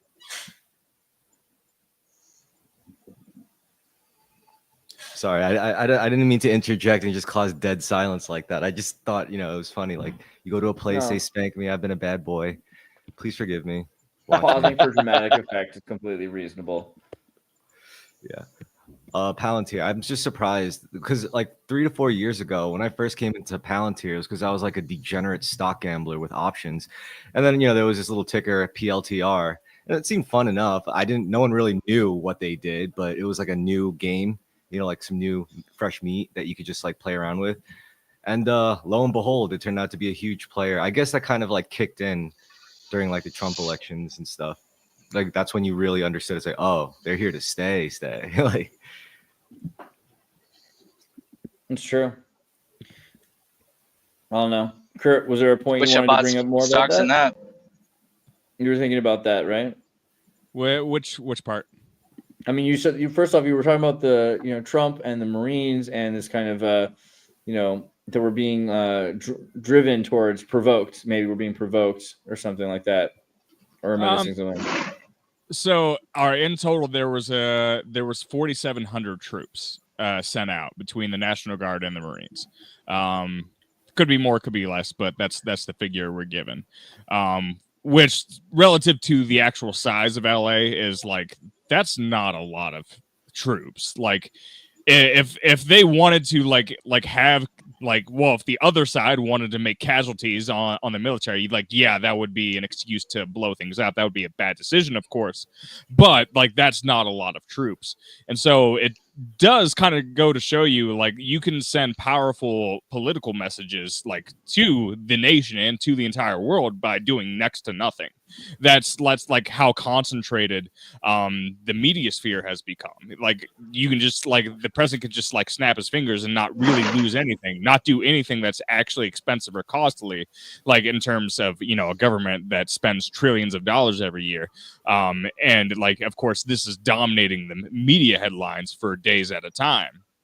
And so it's the Frank Zappa quote, I believe, is that, politics is the entertainment wing of the military industrial complex. And so it's very, very easy to see, well, how things can be kind of manipulated. But there's also the question of like, to what degree of society is just society's main goal is to achieve stasis or stability. So to some degree, governments manipulating this is to be expected. So I don't know.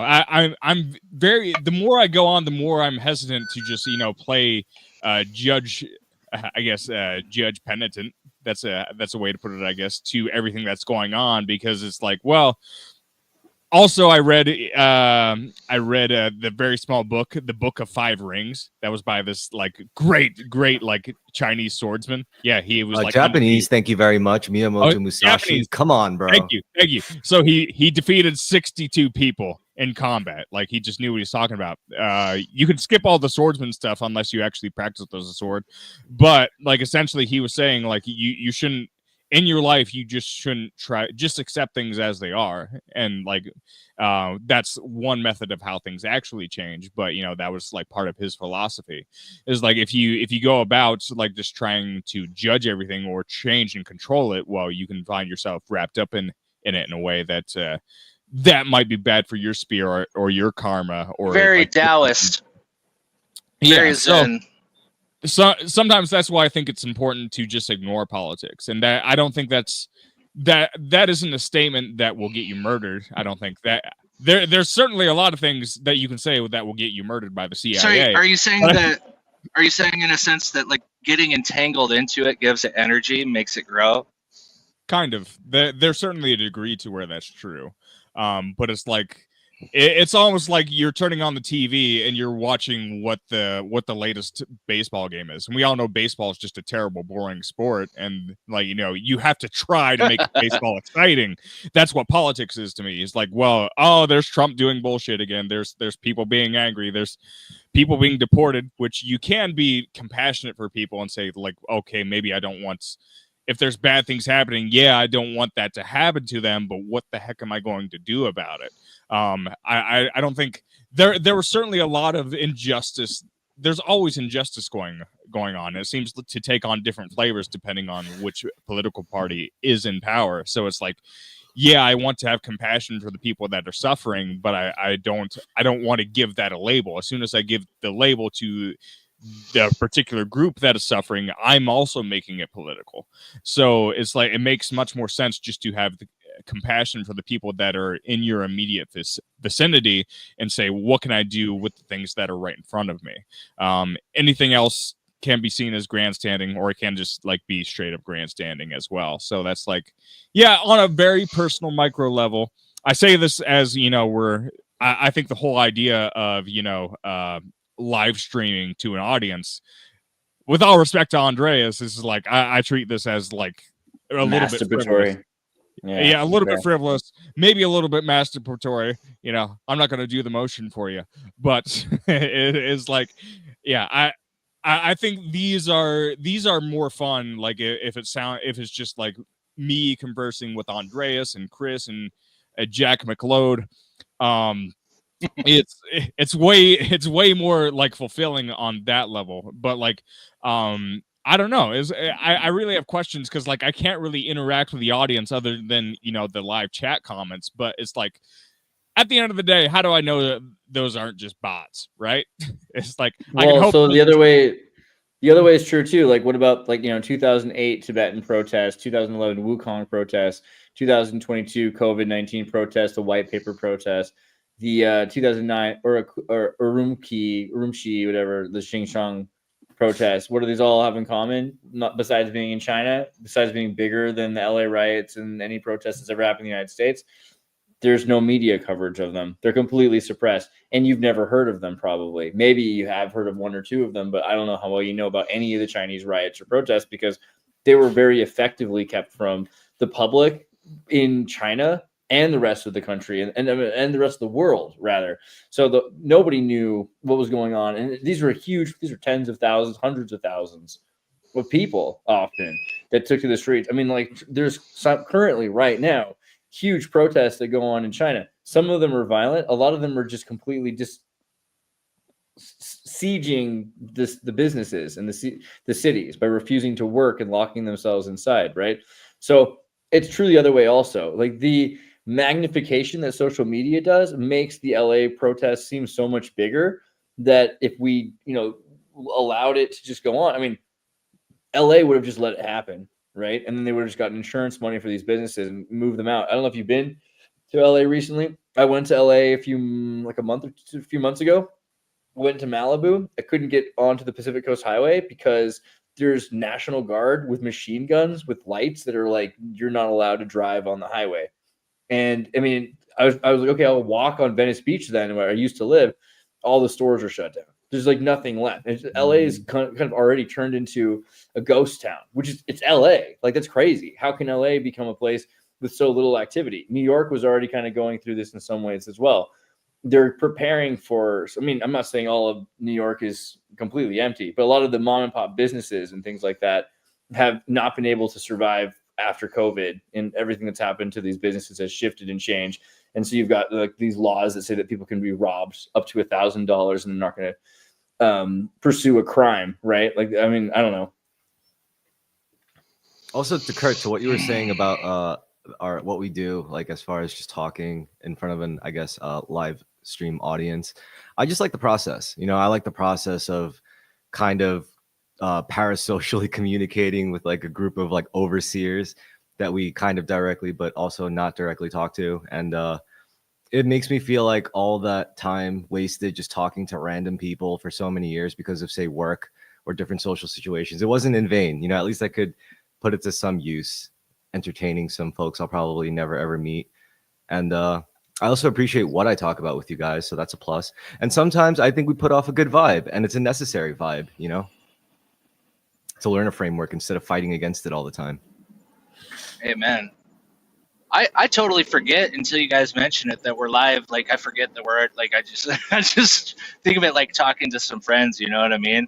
And then I get nervous when you bring up that we're live, that we're on the internet. Like, oh my God, like how many people are actually looking at me right now, Yeah, isn't it kind of sick of Kurt to like, Kurt both recognizes he's live and wears those short shorts? I don't know, bro. What's up, Forrest? How's it going? We were just talking about like riots and whether or not social media magnified the like the riots. Like really, it's you let me print the newspapers and I'll give you the war, kind of a thing, right?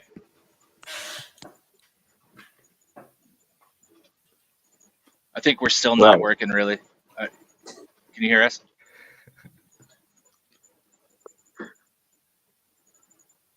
Yeah, social media makes things visible. Yeah.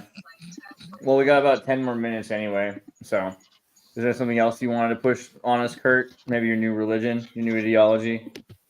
Oh, now's my chance. You better watch out. And you better not cry while I do it. I'm just giving you a fair warning. So, no, it's definitely I feel like I need an adventure here pretty soon. Adventuring is good for the soul. And like that's the whole contrast of like society. The whole concept of society represents stability, but you can't be totally stable and totally fulfilled as a human being. That's why I think, we're totally drawn to a lot of these like medieval stories. We get so wrapped up in the drama because, what's the biggest part of like a lot of those dramas? It's like there's always a king getting killed. There's danger everywhere. There's warriors like putting their lives at risk. And so sometimes that's, I think that's really what we're missing in our lives. We're just missing the concept of risk. And so it's like, it's so important to balance that out with stuff. And yeah, start martial arts, like do some jujitsu or kickboxing or fencing, something. I promise you'll get your sense of adventure. Yeah. No, my thing was scuba diving. I want to get into that a lot more. Yeah. Hells yeah. Your heart already spoke for you. Yeah. I think people need to respect Tai Chi more. We all got our thing now. It's not just for old people. Tai Chi. Colin becomes the Tai Chi master of the group. This is the quote I was looking for. William Randolph Hearst, you furnish the pictures and I'll furnish the war. That's what William Randolph Hearst, the owner of the Hearst newspaper company, right? That's what they said. He's a handsome man. He's actually super tall. He's a super tall guy, kind of like a lot of like George Bush. You know, a lot of these guys, Trump too, like Trump's son, super tall. But you know, he ran a bunch of newspapers. He's like, how, like, tell me what the most important newspapers are. I want to buy like 10 of the most important newspapers, and they're like, well, actually, if you just buy like 3 of these newspapers, and you can shut down the rest, basically. And so he took over the media, and he was kind of like Elon Musk in that way, by controlling public opinion. And he controlled silent films. The transition into sound was difficult for Trump. I mean, sorry, for Hearst Pictures, but he made it into purchasing like news and entertainment, sports. Like ESPN was a major property of Hearst, right? But at the time, you furnished the picture, and I'll furnish the wars, because there was no war. I think this was the Mexican-American War. I think that was the one. And this is like, there is no war going on right now with Spain, And he's like, yeah, but you know what? Don't worry about it. Let's just make pictures of it happening. We'll say that like Spain is invading, Cuba or something like that. And so he created the Spanish-American War, and he drove up this sensationalism that got America to say, well, we have to fight back against this thing that wasn't really happening. And it created the Spanish-American War. I mean, yellow journalism, right? That's essentially what it was. That's crazy. No, I want to say one more thing. And then, Andreas, I want you to remind me what the largest like fake battle in history was, because I know you loved talking about that. Also, I'm on pace to finish my next album in 4 years, so get yourself excited for that. It's good quality, but it's taking a long time. Biggest fake war. Kurt, I had to ask you, the song that starts off this podcast, does it swear at the beginning, or what is it saying? It's based fucking memes, and rest in peace. Adventure. Okay. I was sure that it was saying fucking, but I wasn't sure, It's the Falkland Islands he's saying. He's talking about the Falkland Islands. These are the base Falkland memes, It's a very specific kind of meme. Advanced Falkland memes. The Falkland Islands, very close to Argentina. That's what he's... I don't know if I could say like the biggest fake battle and be accurate.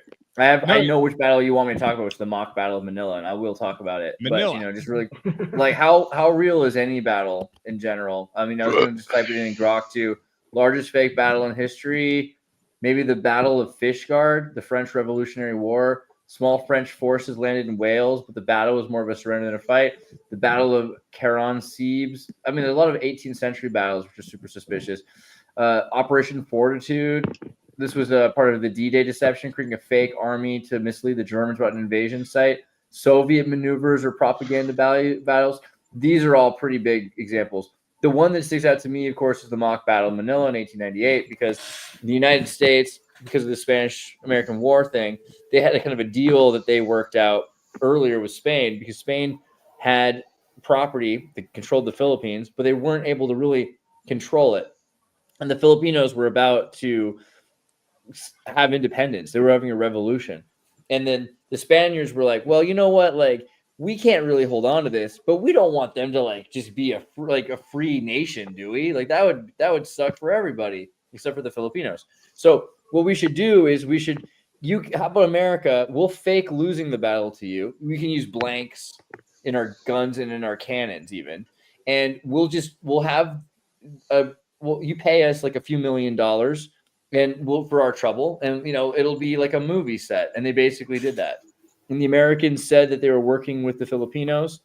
And they said, okay, well, now just wait outside.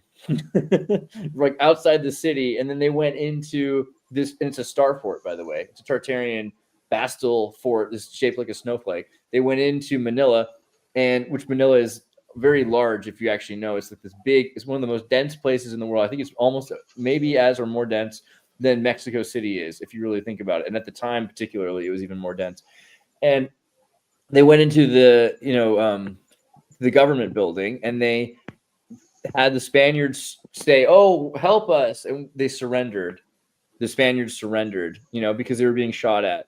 And the Filipinos were like, "Wait, what? Like, hold on, let's get in." Well, no, we don't need your help. We got this. and then they make them sign the treaty to the Americans. Oh, it's just a Civil War reenactment kind of group of people. And that's how America took over the Philippines. And it's like referred to this day as the mock Battle of Manila, the Battle of Manila, or the mock Battle of Manila, right? The Battle of Manila Bay, right?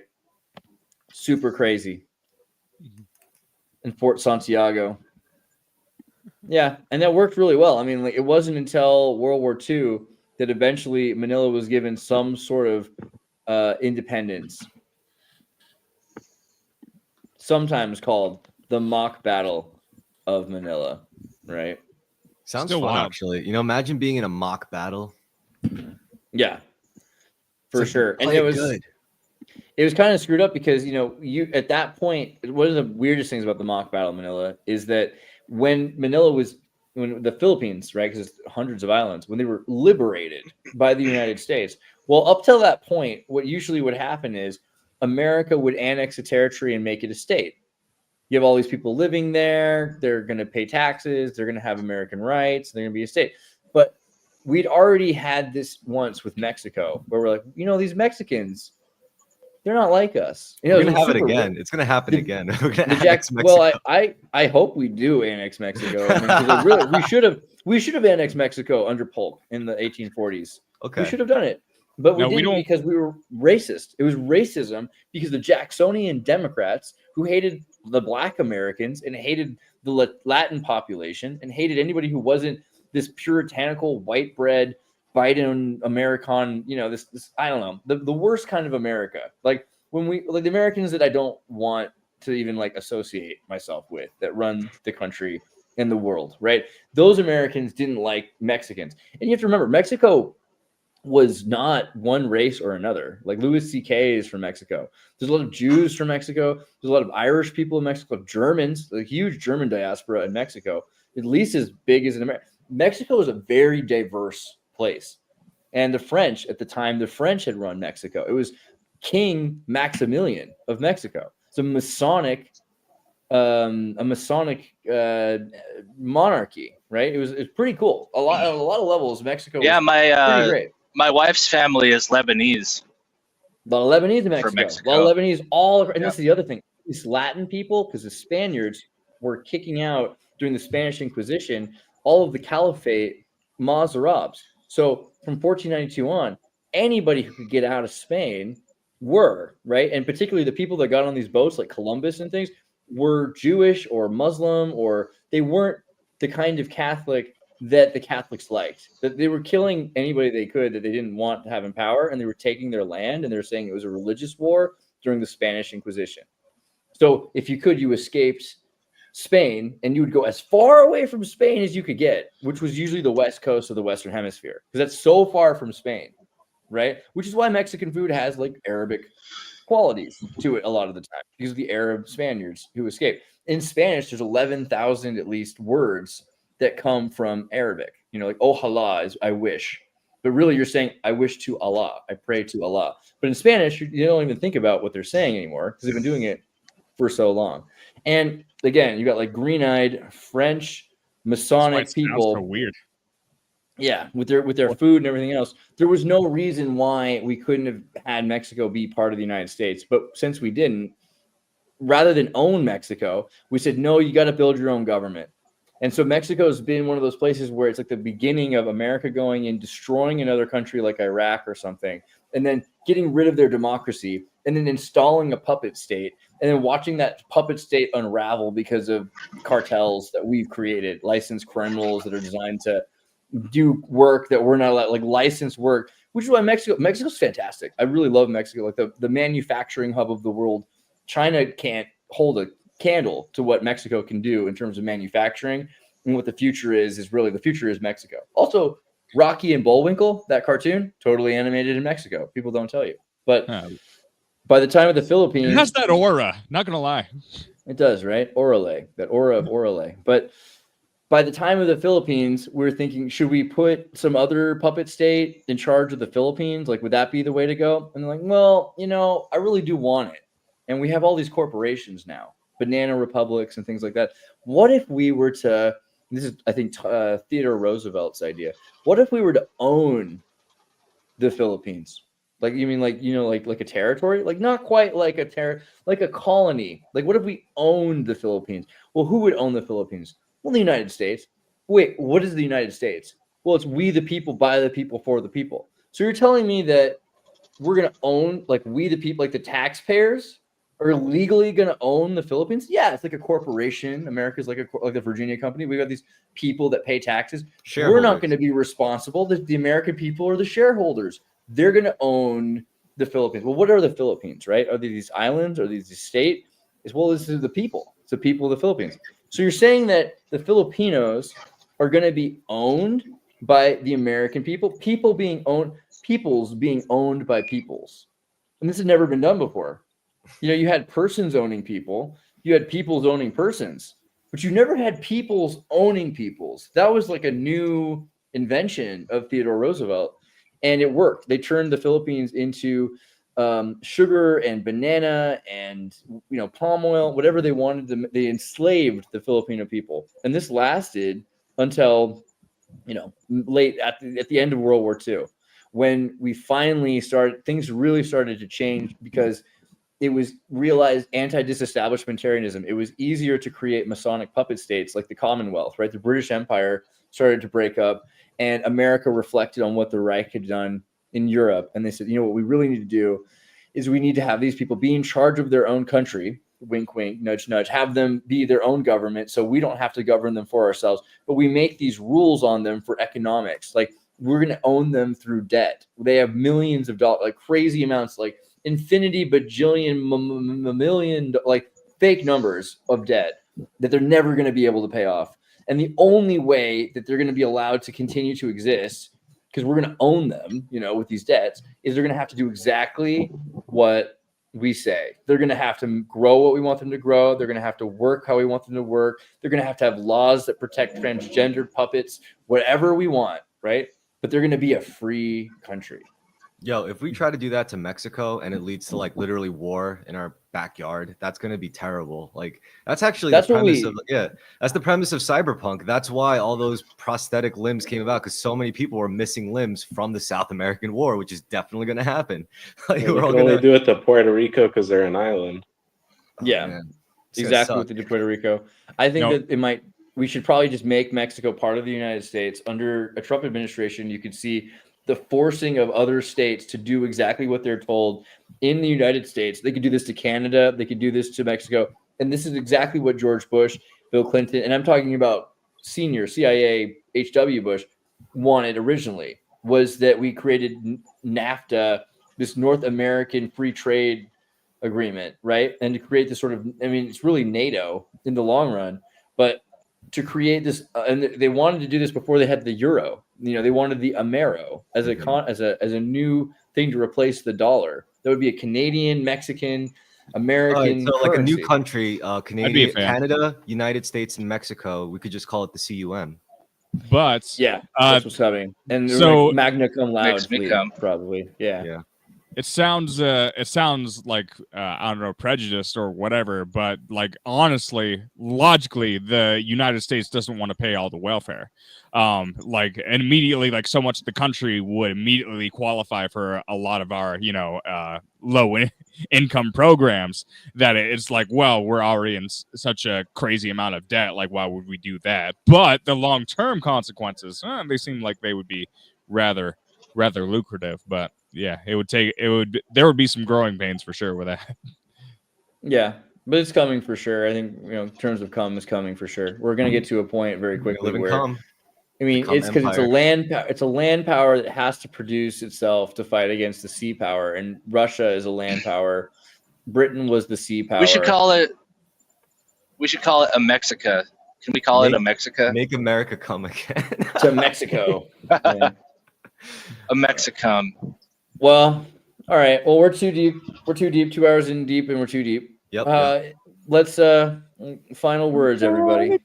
I'll go first, because I'll just say what I always say first. Get it out of the way. Thank you guys so much for talking with me. You guys are, especially you. Welcome aboard, Forrest.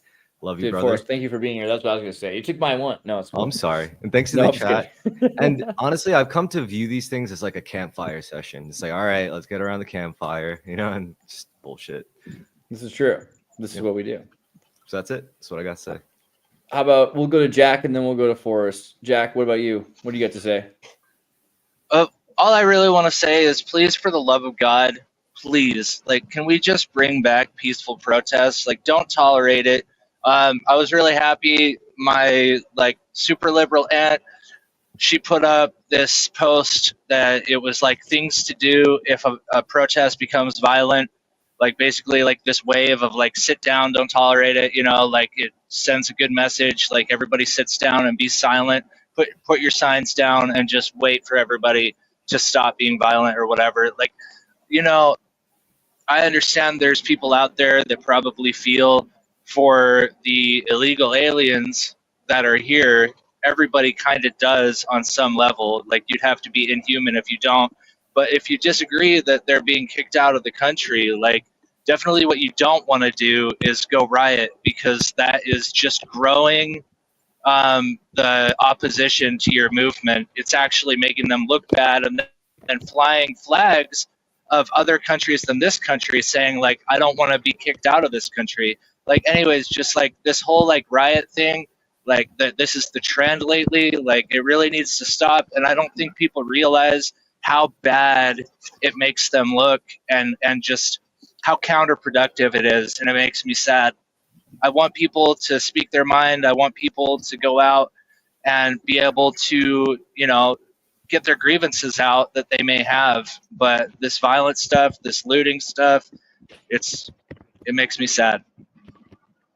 Yeah, well, that's why we titled this episode "Bricks of Peace" on the Hyperborean Express, because there are peaceful, semi-automatic peace keepers that exist. Good one. All right, Forrest, what about you? I probably just have to say that everyone needs to keep changing and growing in their own lives, because if you get stagnant, you kind of just appear dead to most people. Like, you're not really doing anything. You're not going anywhere. But if you keep changing and growing, then that's when you actually come alive as a person. And I really feel that, especially lately. Yeah, keep growing, keep changing, keep going new places, doing new things. That's about it. I feel it. I would say that it's really cool that we all talk together. I appreciate that we're able to talk together. I don't think there's a big difference between the conversations we have on this show and the conversations we have throughout the week. It's cool that we talk throughout the week as well, but that this is cool because we're usually having on-demand interactions in our messenger groups. And this is like solidly, we're together for this time. Cough, Kurt, cough. Just kidding. No, but it's awesome that we're making it to focus on what we're all feeling and how we're able to look at what we're processing and like what we're going through in this world. It's kind of nice to have other people to share that idea with, because it's a shared lens thing, because you can't look at reality from one perspective and get it. So it's kind of nice to have like kind of a litmus test. So I appreciate that. And yeah, Kurt, what about you? Amen, brother. Oh man, I've had my 2 cents, but seriously, I was like, I was looking at my projects, and I was looking at like the calendar, and I was like, oh god, it took me 4 months to complete what I was trying to complete, and I like it. Theoretically, things become more complex and like cool and pleasing when that happens, whatever. But it is definitely a process. Yeah, good things. Well, when you try to one up yourself constantly, it just takes more time. But so yeah, I'm looking forward to keep working on that, integrating that into my lifestyle. But also, I think sometimes I feel like I'm slowly losing my mind. I think we all are, but it's one of those things where it's a combination of like I've tried to do so many hobbies. I'm working full time at the moment. It's like if you don't like retract a little, it's like it seems like it's hard to like focus on certain things. So Yeah, for sure. I think it's just a matter of like, well, take care of yourself, take care of your health, take care of your physical health, your spiritual health, all that stuff. If you feel like you're slowly losing your mind like me, yeah, I think it's part of this big system we're all up in, you know, but that requires some counterbalancing with meditation, time off, all that stuff. So hopefully you're able to do that. Let's run off to like Turkey or Bosnia or something in the fall. I think that would be kind of good. Somewhere near, but not quite in the European Union. Cheaper there. All right. Love you guys. See you next week.